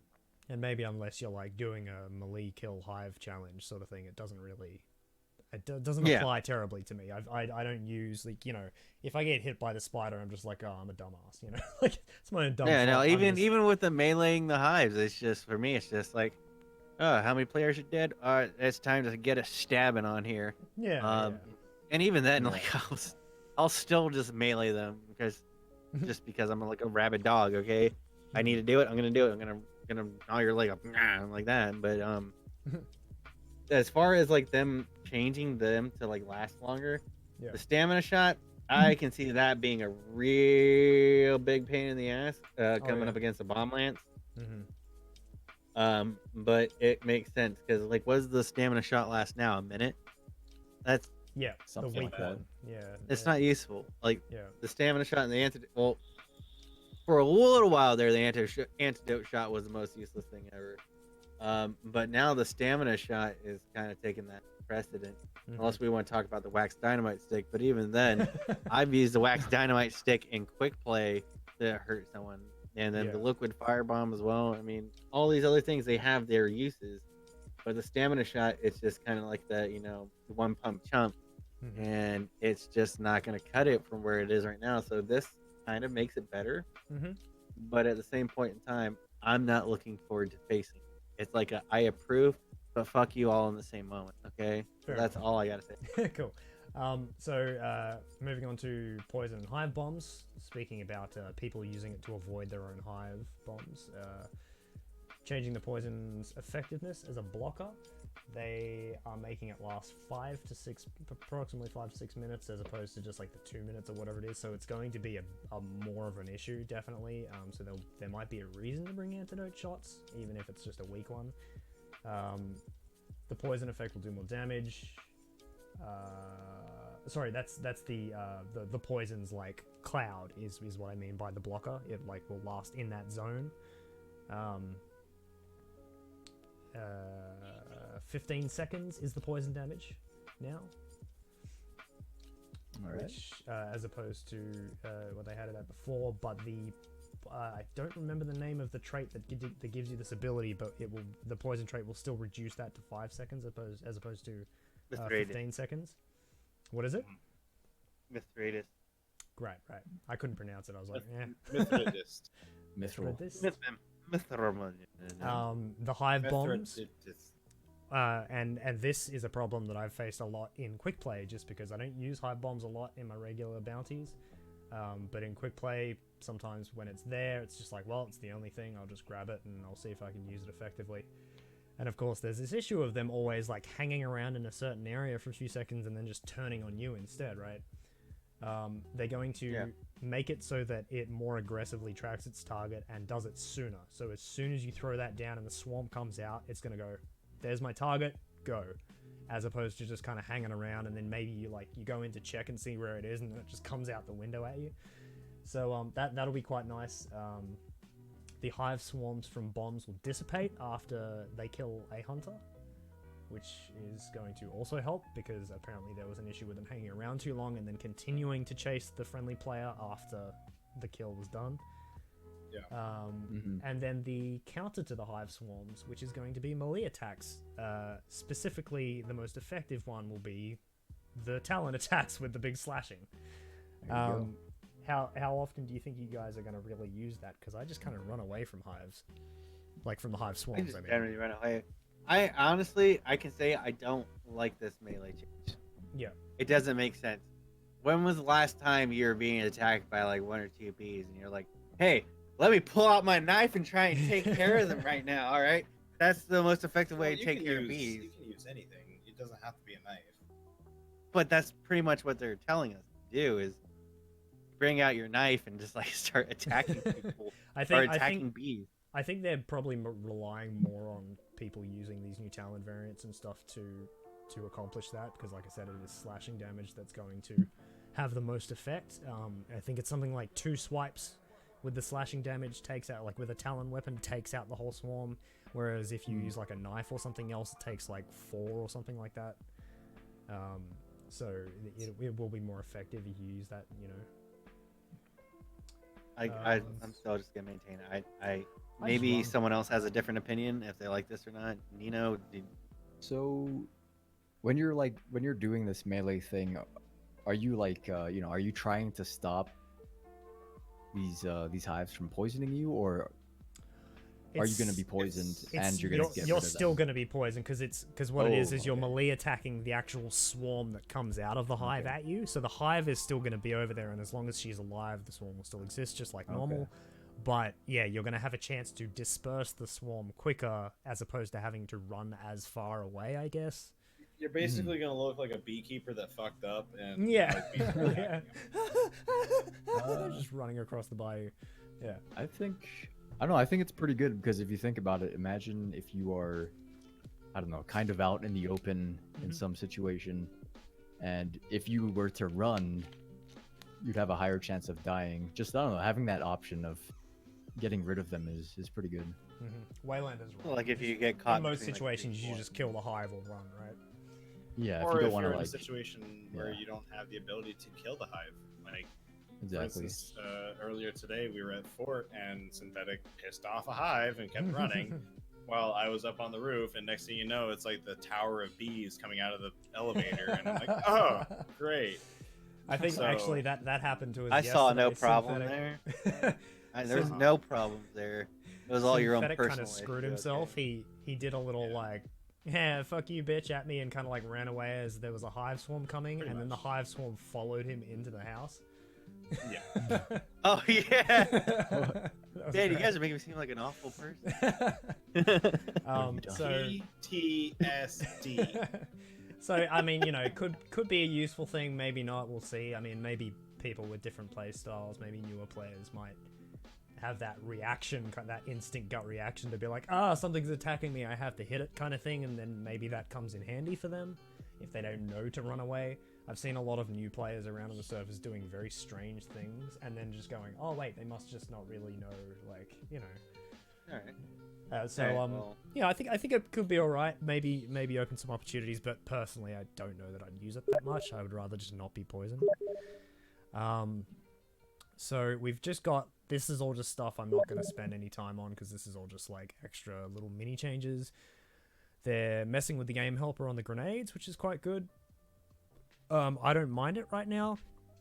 What I saw in the videos is like a white dotted line. I don't know if you guys like that or not. And they're going to put more noticeable fuse effects on the grenades. So you can actually see more clearly when somebody's holding something in their hand. I mean, it's kind of easy for me to tell when they're doing this. Clearly. But like, yeah, I mean, so I don't know, maybe they've just had some people put in some complaints about that or something, but it seems fine to me at the moment. But good on them, they're at least trying to, help out the community a little bit with stuff like that. Changes and improvements to cover and surface penetration. I won't spend any time on that because you guys can watch the video. You'll get a better idea of it if you watch the actual devlog. They show the actual penetration they show little lines tracing the rounds going through wood and stuff like that. So they're going to be changing all that up, as well as the weapon calibers. They're going to be separating rifle and pistol rounds within compact and within medium and within long, apparently. The weapons of burned players will not be able to be looted. General animation and logic improvements. Weapon projectile speeds will be tuned to match realistic values for the era, which I think will be kind of interesting. Maybe you'll have to lead your weapons a little bit more. Probably. They're all black powder rounds, so They don't travel. And with that's the other thing too, the black powder effects and the height and muzzle flashes and stuff. I think that's going to be kind of cool as long as it doesn't block your view too much. I think it'll be a really nice little effect. Slightly reduced idle breathing sway when you're aiming down sights. Crack scopes on the contraband and dropped weapons only. Once again, we discussed that already. If you buy them brand new, they will come without any cracks in them, or presumably with less cracks. Trip mines will now set off barrels. That includes alert, concertina, all that stuff. So you can basically, you have, say, a fire barrel, an explosive barrel, and an oil slick across it. They showed this in the video. You place it down there, you set it off, and it blows the barrel up instantly. And the long weapons will no longer blow up barrels in one shot. You can only do it with explosives and things like the trip mines. So flares and fusees will now instantly blow those? Maybe not fusees, but the flares definitely do. I saw the demonstration of them using a flare gun and shooting the barrel and having it blow up instantly, but then using an uppercut and it wouldn't blow it up instantly. All that means is we're gonna have to do a quick swap to yeah. Either that or start carrying an officer more often for bam bam. Double uppercuts. What do we got? Oh, this is my favorite because this happened to me the other week. Dynamite no longer instantly blows up when thrown through fire. It will still blow up, they say, but there's going to be a delay. So you've got a chance to not kill yourself. Yes. Very nice. Improved muzzle flash and smoke. We talked about that. Poison barrels are being added, which should be kind of interesting. I think that might be part of the stuff they were talking about with the block, like the poison blocker. So, you know, nice bit of area denial stuff in there. Various streamlining of areas around the map to improve movement over landscape. Which, did I take screenshots of that? I don't remember. I did not. Like the changes to like catfish? Yeah, you can see it anyway. If you go watch the video, they show screenshots of all the changes they're making. Just basically things like fences sticking out over jump points and stuff like that. They've been trying to track the pathways that players use the most, and just, you know, make it a little bit easier to get around. And I kind of feel that, you know, like the vaulting's nice and all, but sometimes I feel like I'm just in a box. You know what I mean? Sometimes I feel like my whole player model is just a giant box trying to like get over stuff, because it feels very like on a, I don't know, do you get what I'm saying? Like it feels like I'm on like this pinpoint, and it's just like it's not incredibly smooth jumping over things. So hopefully certain places, yes, but other places I don't really notice it too much. Yeah, trenches the one and at those Darrow. old school Hescos. You know those Hescos they build out of like, it's got like weaved wood around mud and stuff. That the barriers and stuff they put around the maps. Those I find you can have quite a bit of trouble getting on top of if you have to like jump out of trenches and stuff like that. But you know, like there's I said, a few spots here and there, like you're talking about like spots where you have to like double jump. Yeah, essentially. Yeah. But you know, they said they're going to be changing all animations and stuff, so hopefully that'll all be a bit smoother coming into 1.0. They're adding more cover in the wetland and open areas, and cleaning up a lot of the trash and litter and stuff, which will be nice. Grunts are more aggressive in tracking their targets, so they'll now be able to hopefully not get hooked up on as much stuff, and they'll be a bit more of a threat to you. You won't be able to just kind of cheese them, you know. Which I personally like the idea of making all of the AI as a whole a little bit more difficult. So they're not just kind of a side thing. Except the water devils, yes. They can just... Yeah, they can just fuck off. They can just go away. The hive swarms are less likely to clip through walls. We'll see how that goes. Nice. Because the spider used to clip a lot, and then they said that they changed it, and they did. And now it's kind of gotten a bit weird again. I don't know. They'll probably just have to keep working on that stuff. Just not as frequently. Yeah, nowhere near as frequently. So the hive swarms are less likely to clip through walls, but they can very well still follow you through windows and shit like that, so be careful. Hellhounds will now follow you under fences. So no more. I'm not looking forward to that. You know how many times I've hopped a fence to get away from those damn things, or like piss them off. Yeah. And hop the fence to leave stone to deal with them. Like, this is gonna change my whole outlook on how this works. Definitely. Okay, how can I effectively troll my partner if now the thing that I meant for him to be on the receiving end of is now still following? I personally cannot agree with this, but it is good. Yeah. The water devil thing. So the water devil's radius has been reduced. They will also take more damage from your attacks, but they are a lot quicker to reappear in different areas if you try to like dupe them and get over like a couple of sandbanks. They're a lot quicker to circle around and find you, apparently, which should be So we're not gonna have that 10-second delay. That's what it is right now. It's about 10 seconds. Yeah, something like that. So weird. Meatheads use leeches to track hunters after 1.0, which is going to be crazy. I don't know if you guys saw those videos, but they move so fucking fast. Very, if anybody very hasn't fast. seen that, I recommend you go look at the devlog and check out where they talk about the meatheads. They spread out a good like 5 or 6 meters from the meatheads now, and they're in like a wide area around it, and they move just about as fast as a grunt, kind of like jogging at you. Like it's quick enough to be terrifying. Especially because of how much the poison can affect you from the leeches. And the meathead will also now sense poison players a lot easier. So he will prioritize poison players that his leeches have touched, and then they'll be like, hey, he's over here. Those leeches that are going to become basically NASCAR drivers. In Yeah. Yep. Yeah. That's going to be frightening. Yeah. And then... grabbing all the booze. The spider now becomes more aggressive, especially upon high damage, just like the enragement with the butcher and the clones with the assassin. So Spider's got his own little enrage mode now, apparently. And they're possibly changing the speed of him. I guess they'll be slowing him down and tempering him a little bit more. I don't know. The assassin now spawns clones in a frenzy mode as a phase. So think like Final Fantasy boss style. Instead of just like, boom, he spawns his clones and they disappear, he will continue to spawn clones until his frenzy ends. Which... yeah, that's actually going to be... it's going to be interesting. Well, they need to make it more difficult, and that's one of the first things we touched on earlier There you in go. the podcast here. So hopefully that's what the answer is. And then we've got some more media for you guys to have a look at. Obviously, once again, if you guys have already seen the devlogs and stuff, you would have seen this already. One of the things that I guess a lot of people have been waiting for is the female hunters and the diversification of the AI. So they're bringing in female grunts and actually area-specific grunts as well. So let me show you these here. These are the female hunter designs right here. You may have already seen these. And they just kind of go through the different tiers of them here. Tier 1, it just looks like the same thing with the male hunters. Pretty much. Tier 1, she's a very respectable lady. She works hard as a farmhand.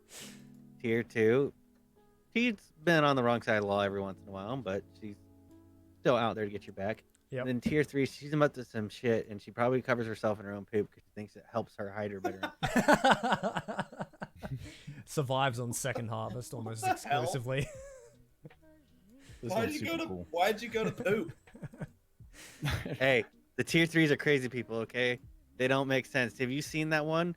He looks like he's staring right through your soul, okay? Not into your soul, through your The one soul. with the burned head. Yeah. The Tier 3s are no joke, man. So we'll just They are the crazy people. They're the ones who like cut your fingers off and wear them as a necklace, all right? These right here. So you'll obviously there's going to be a bit of delay for when I'm talking about them, but these are the Tier 1 hunters just right here. This is like the actual in-game models for what they're going to look like, the females. And these are the... They look good. I think they're a welcome addition to the game. These are the Tier 2s here. And there's literally nothing bad to say about them. These are your red shirts. It's pretty badass looking. And then these are your Tier 3s. One on the Those right are looks like a great. Mujahideen warrior.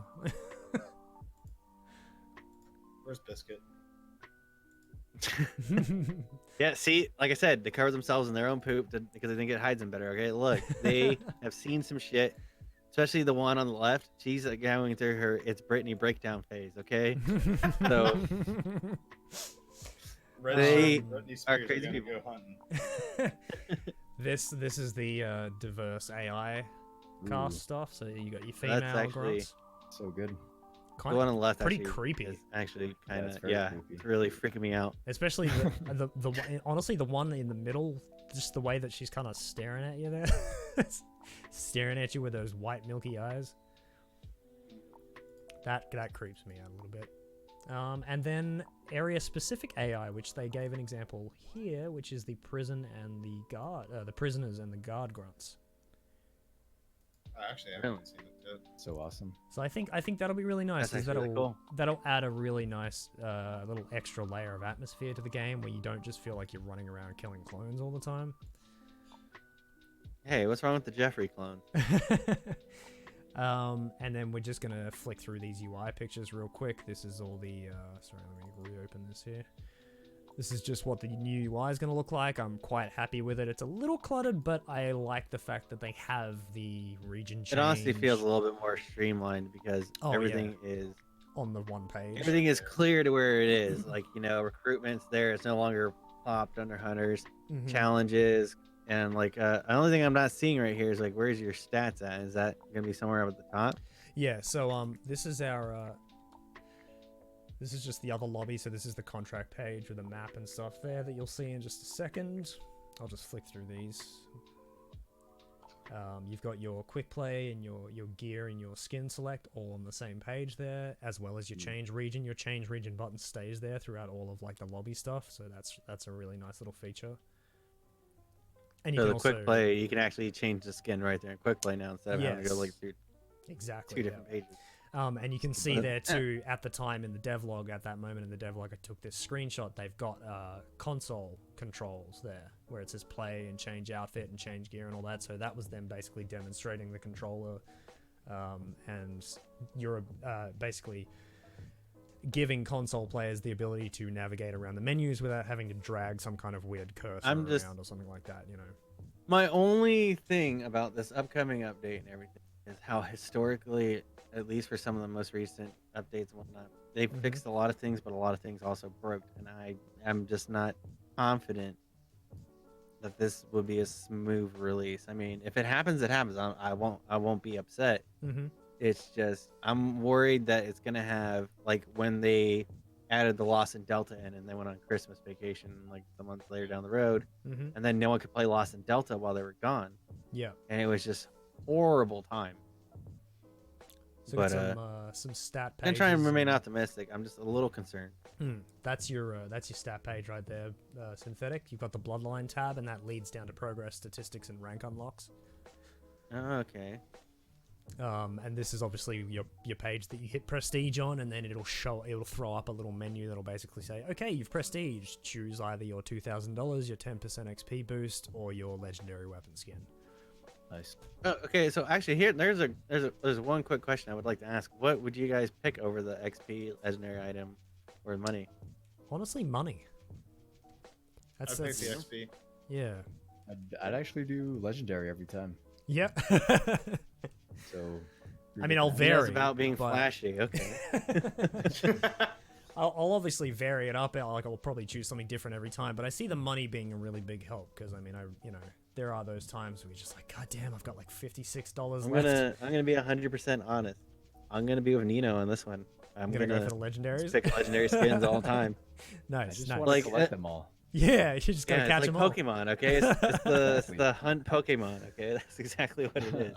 What you're seeing here is your hunt outfitting page, so your hunter outfitting page, where they've actually changed all of the icons now, so you actually get to see the colors of the weapons. They're not just 2D images anymore, like not just flat black and white images anymore.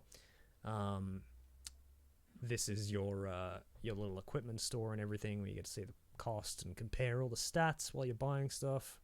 I will say I don't like the way the traits are aligned now. I kind of like that whole grid thing they had. Yeah, the grid's very useful, I think. This is the legendary hunter recruitment page, which is right next to the Soul Survivor. There's the red shirt. Red shirt. And obviously they're up for your blood bonds. You can only get them for. This is the blood bond store, so this is all the legendary stuff.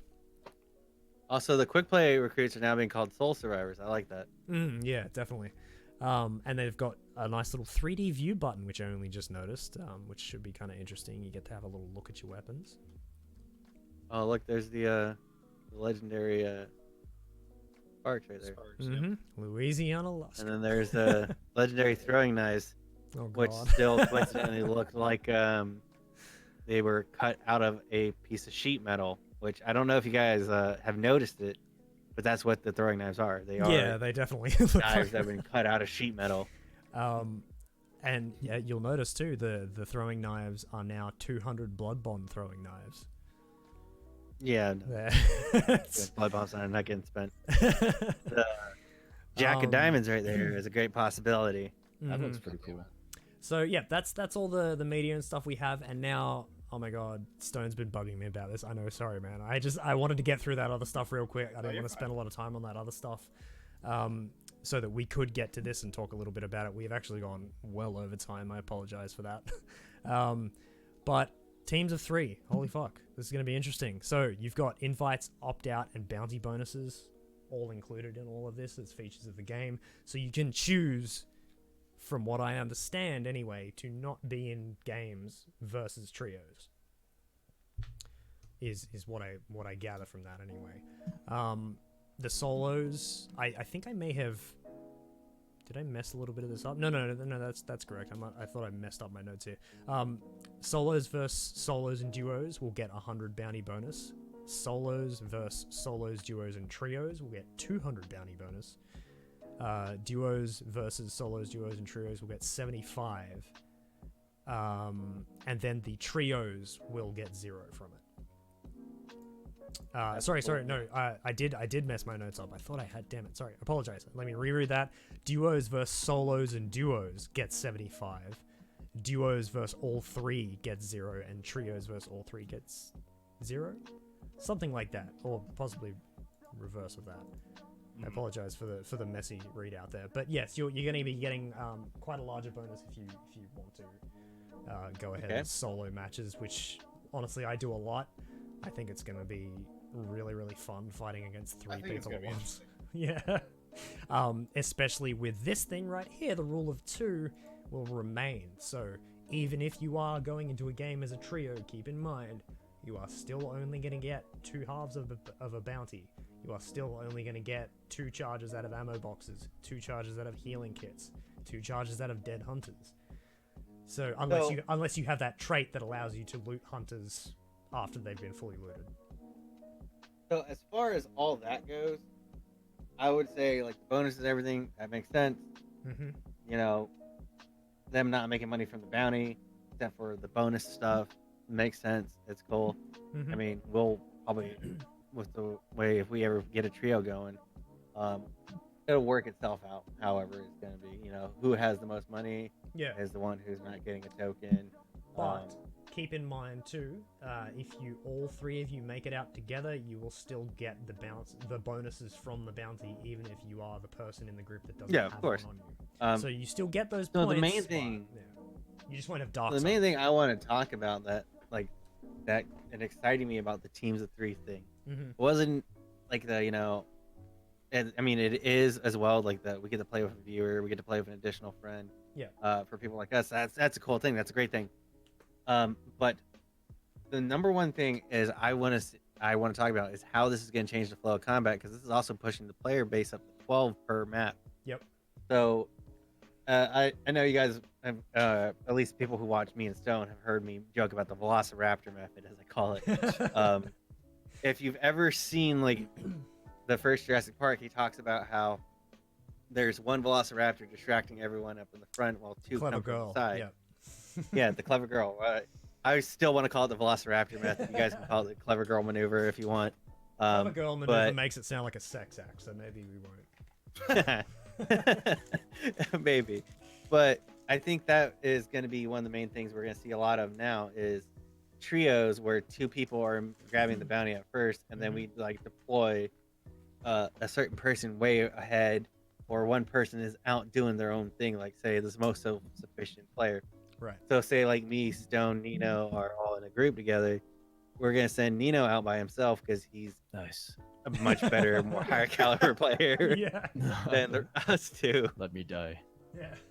Not to die, but to be. You're gonna be the one doing the the main Scouting. killing because Oh yeah. you know, if we both have the bounty over here, we're both making all the noise we can over That's here. true, and they can't. They're see not going to me. look over there. Yeah. Yeah. So Yeah. that's the tactic I've been thinking of.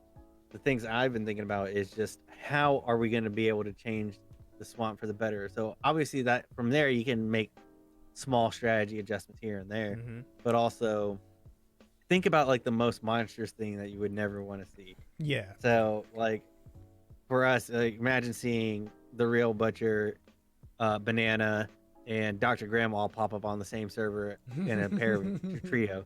It's just that's not going to be a real fun time for anyone that's not them. But still, I mean, it's going to be a challenge. It's going to be a fight, and so that's what I'm looking forward to. Stone, what are you looking forward to?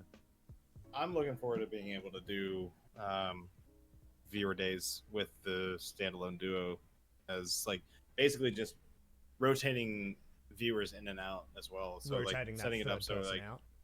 Right. So having shit, I don't even know, like some sort of like raffle system where everybody that's playing in the stream or whatever like that will get a chance to play with us, but not just with one of us, but both of us. Yeah.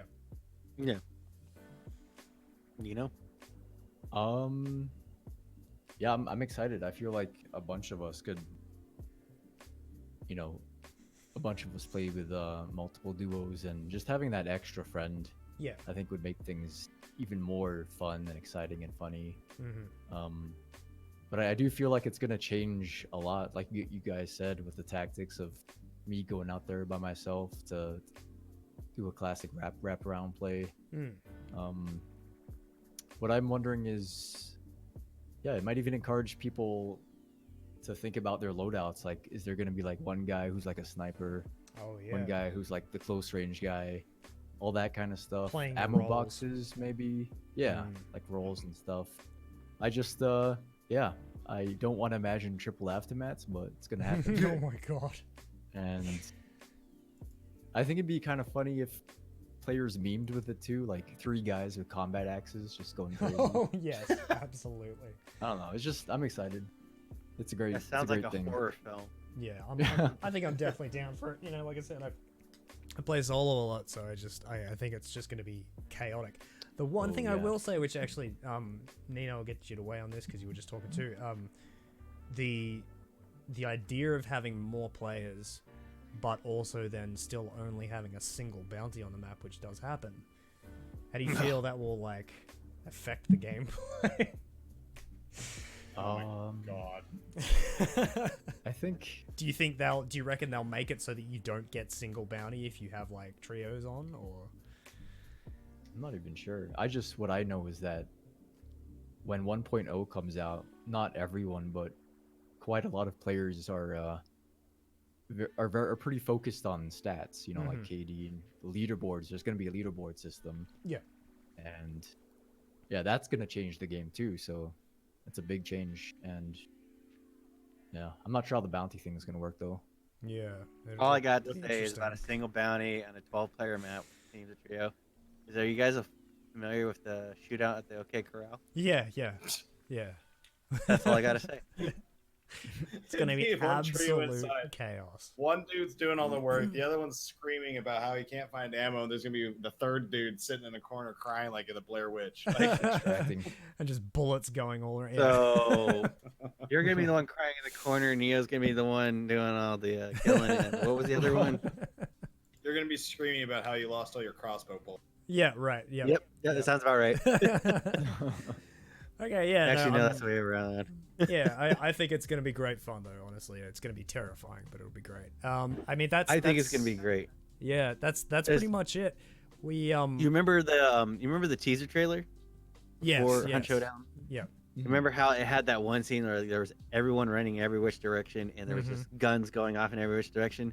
That's what the teams of trios are going to bring in. Definitely. That moment right there, which I have wanted to see, and like we've come close quite a few times, but like that scene just felt like there was like at least a dozen people there, and like when you looked at the scene, it's like only 4 or 5 people. Yeah. Which for a Hunt Showdown fight is a pretty big fight, but just imagine the chaos of like a bunch of wind fields and shotguns and all that going off. It's gonna sound like a chaos bomb.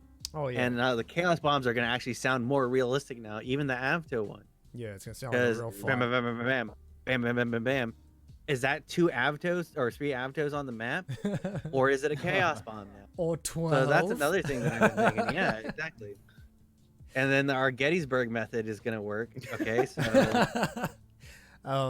one of the other things that somebody mentioned, and I can't remember who talked about this. I swear it was one of you guys. Somebody mentioned like something about wouldn't it be cool if we had custom servers? yeah, custom servers were a thing that they were talking about for a while, and I have not seen anything. They're Wow. bringing it in. I think Neenoh, whenever he did Yeah, stream that's with right. Devs, I think he got a little sneak peek at it. I saw that, by the way, Neenoh. I saw that leap to suicide. That was fantastic. I had heard you were in it, so I went, oh, I'll tune in and see if I can find it.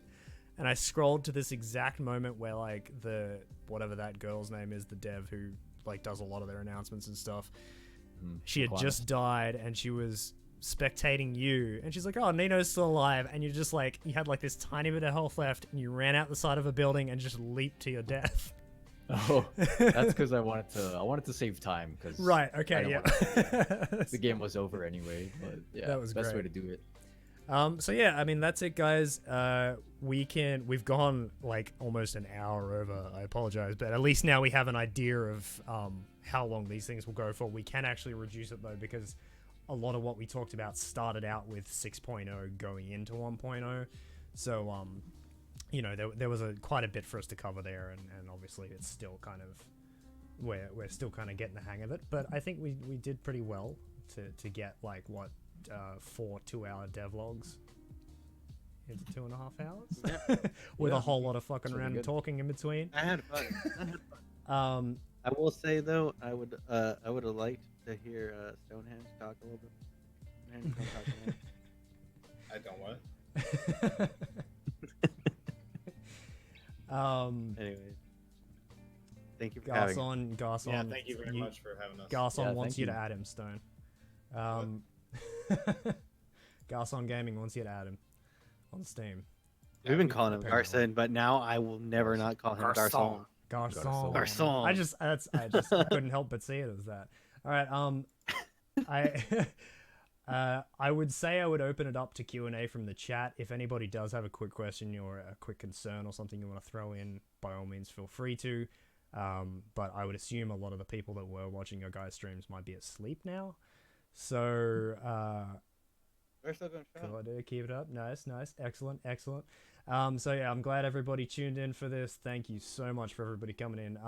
I have to just do this quick read off because a whole bunch of people followed me at the start, and I don't have any of my follows or anything set up on this particular layout. So quick thank yous to Zathian, Garson, Jolly Wrencher, Ron, Daxon, Stormwalker, Apples, whatever your name is. Y'all are freaking awesome. You are acceptable. Put you in my oven. And thank you, Neenoh, Synthetic, and fucking Stonehenge, you beautiful bastards. Oh, okay. I thought Neenoh had just finally followed you. That was my first thought. I'm like, well, damn. Best question of the night: which streamer do you have a crush on? I would like to put forward my vote for the salt lamp. Yeah. Please no. Please no. But Yes. this is for everybody in chat. Fuck! You guys are doing good. Come down later for moose soup. Much love to everybody. Thank you all for tuning in. I assume you guys might still be going with some Hunt afterwards. Is this correct? Yeah, I'm gonna have a quick cigarette and then I'm gonna. Excellent. Yeah, I think I might jump on too. So everybody, run away, have a quick break, and these boys will be jumping in again soon. You know, you getting in? I think I might chill for the night, but if you guys are playing like earlier, I'll be lurking and hanging out. We're gonna do a once quick again. Thank you guys. This was good fun. You know, I'm looking for a rematch. I have not forgot that last time we fought. What happened last time? Yeah, I'm curious about what happened last time now too. Before we all go, I want to hear this fucking story. About this match Yeah, that come on. let's do it. I fucking But no, no. partner. No, I am No, talking to no, him. but what you do is you embezzle shit to the point of being to Embezzle? where it's like, You'll shut need up. a I've been marriage embellish counselor me. or something. That should be the next stream right there. Yeah, No, I forgot who I was playing with. I don't think it was Stone. It was down at Wolf's Head, and I killed your partner, and I was like, yeah, it was good. And I had no idea where the fuck you were, and you shot me while I was standing in the window from a train car. And I felt so ashamed that I completely looked and glazed right over where you were standing. And I need to redeem myself. You were standing still in the window? Oh, shoot. What did I have? Yeah. Like, what weapon I had? I can't remember this. I can't remember either. All I can remember is, damn it, Neenoh. But... Yeah, it was like 3.5 months ago. Okay. Well, you and Steve, wow. You guys got me pretty good. Let it go. You know I don't. I like having friendly competitions. Like Kempy here. Kempy, I've been trying to kill for forever, and I've just not been able to do it. You killed him with a lantern? Wait, what's this? What? No, that's... Oh, God. That's another story. That's another story. He's just like, I just freshly prestiged. I'm going to carry this lantern around and kill somebody with it. No, you're not. You're going to die. I'm going to get dragged into the gutter with you. All right, I know what I'm doing next match. Okay, I know what I'm doing after the cigarette break. All right, dudes, thank you very much. Have fun with your Hunt streams. I'm sure I'll catch you around again later today. I'll be online as well. Yeah. Neenoh, have yourself a wonderful night. Thank you all again for joining me for this, and thank you everybody in the chat for joining us. And like I said, we'll do this again maybe in a month's time, or maybe when 1.0 releases, whichever comes first. I'm still not really sure. Did they give a date? They did, right? 27th. August. 27th. Okay, right. August 27th. Excellent. All right, so yeah, we'll see you guys then again for another Hunting Wabbits podcast. Thank you for joining us. In the meantime, chill the fuck out, enjoy the music, and we'll see you next time. Peace. Bye. Have a good one, guys. Hey, guys.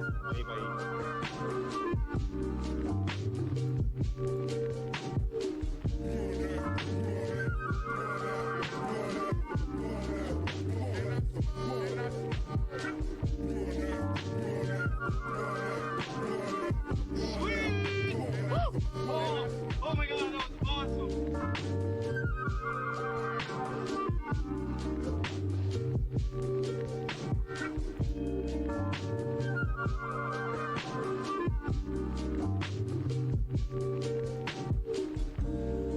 But perhaps the sacred mushrooms have given them a psychic insight far beyond our deepest explorations.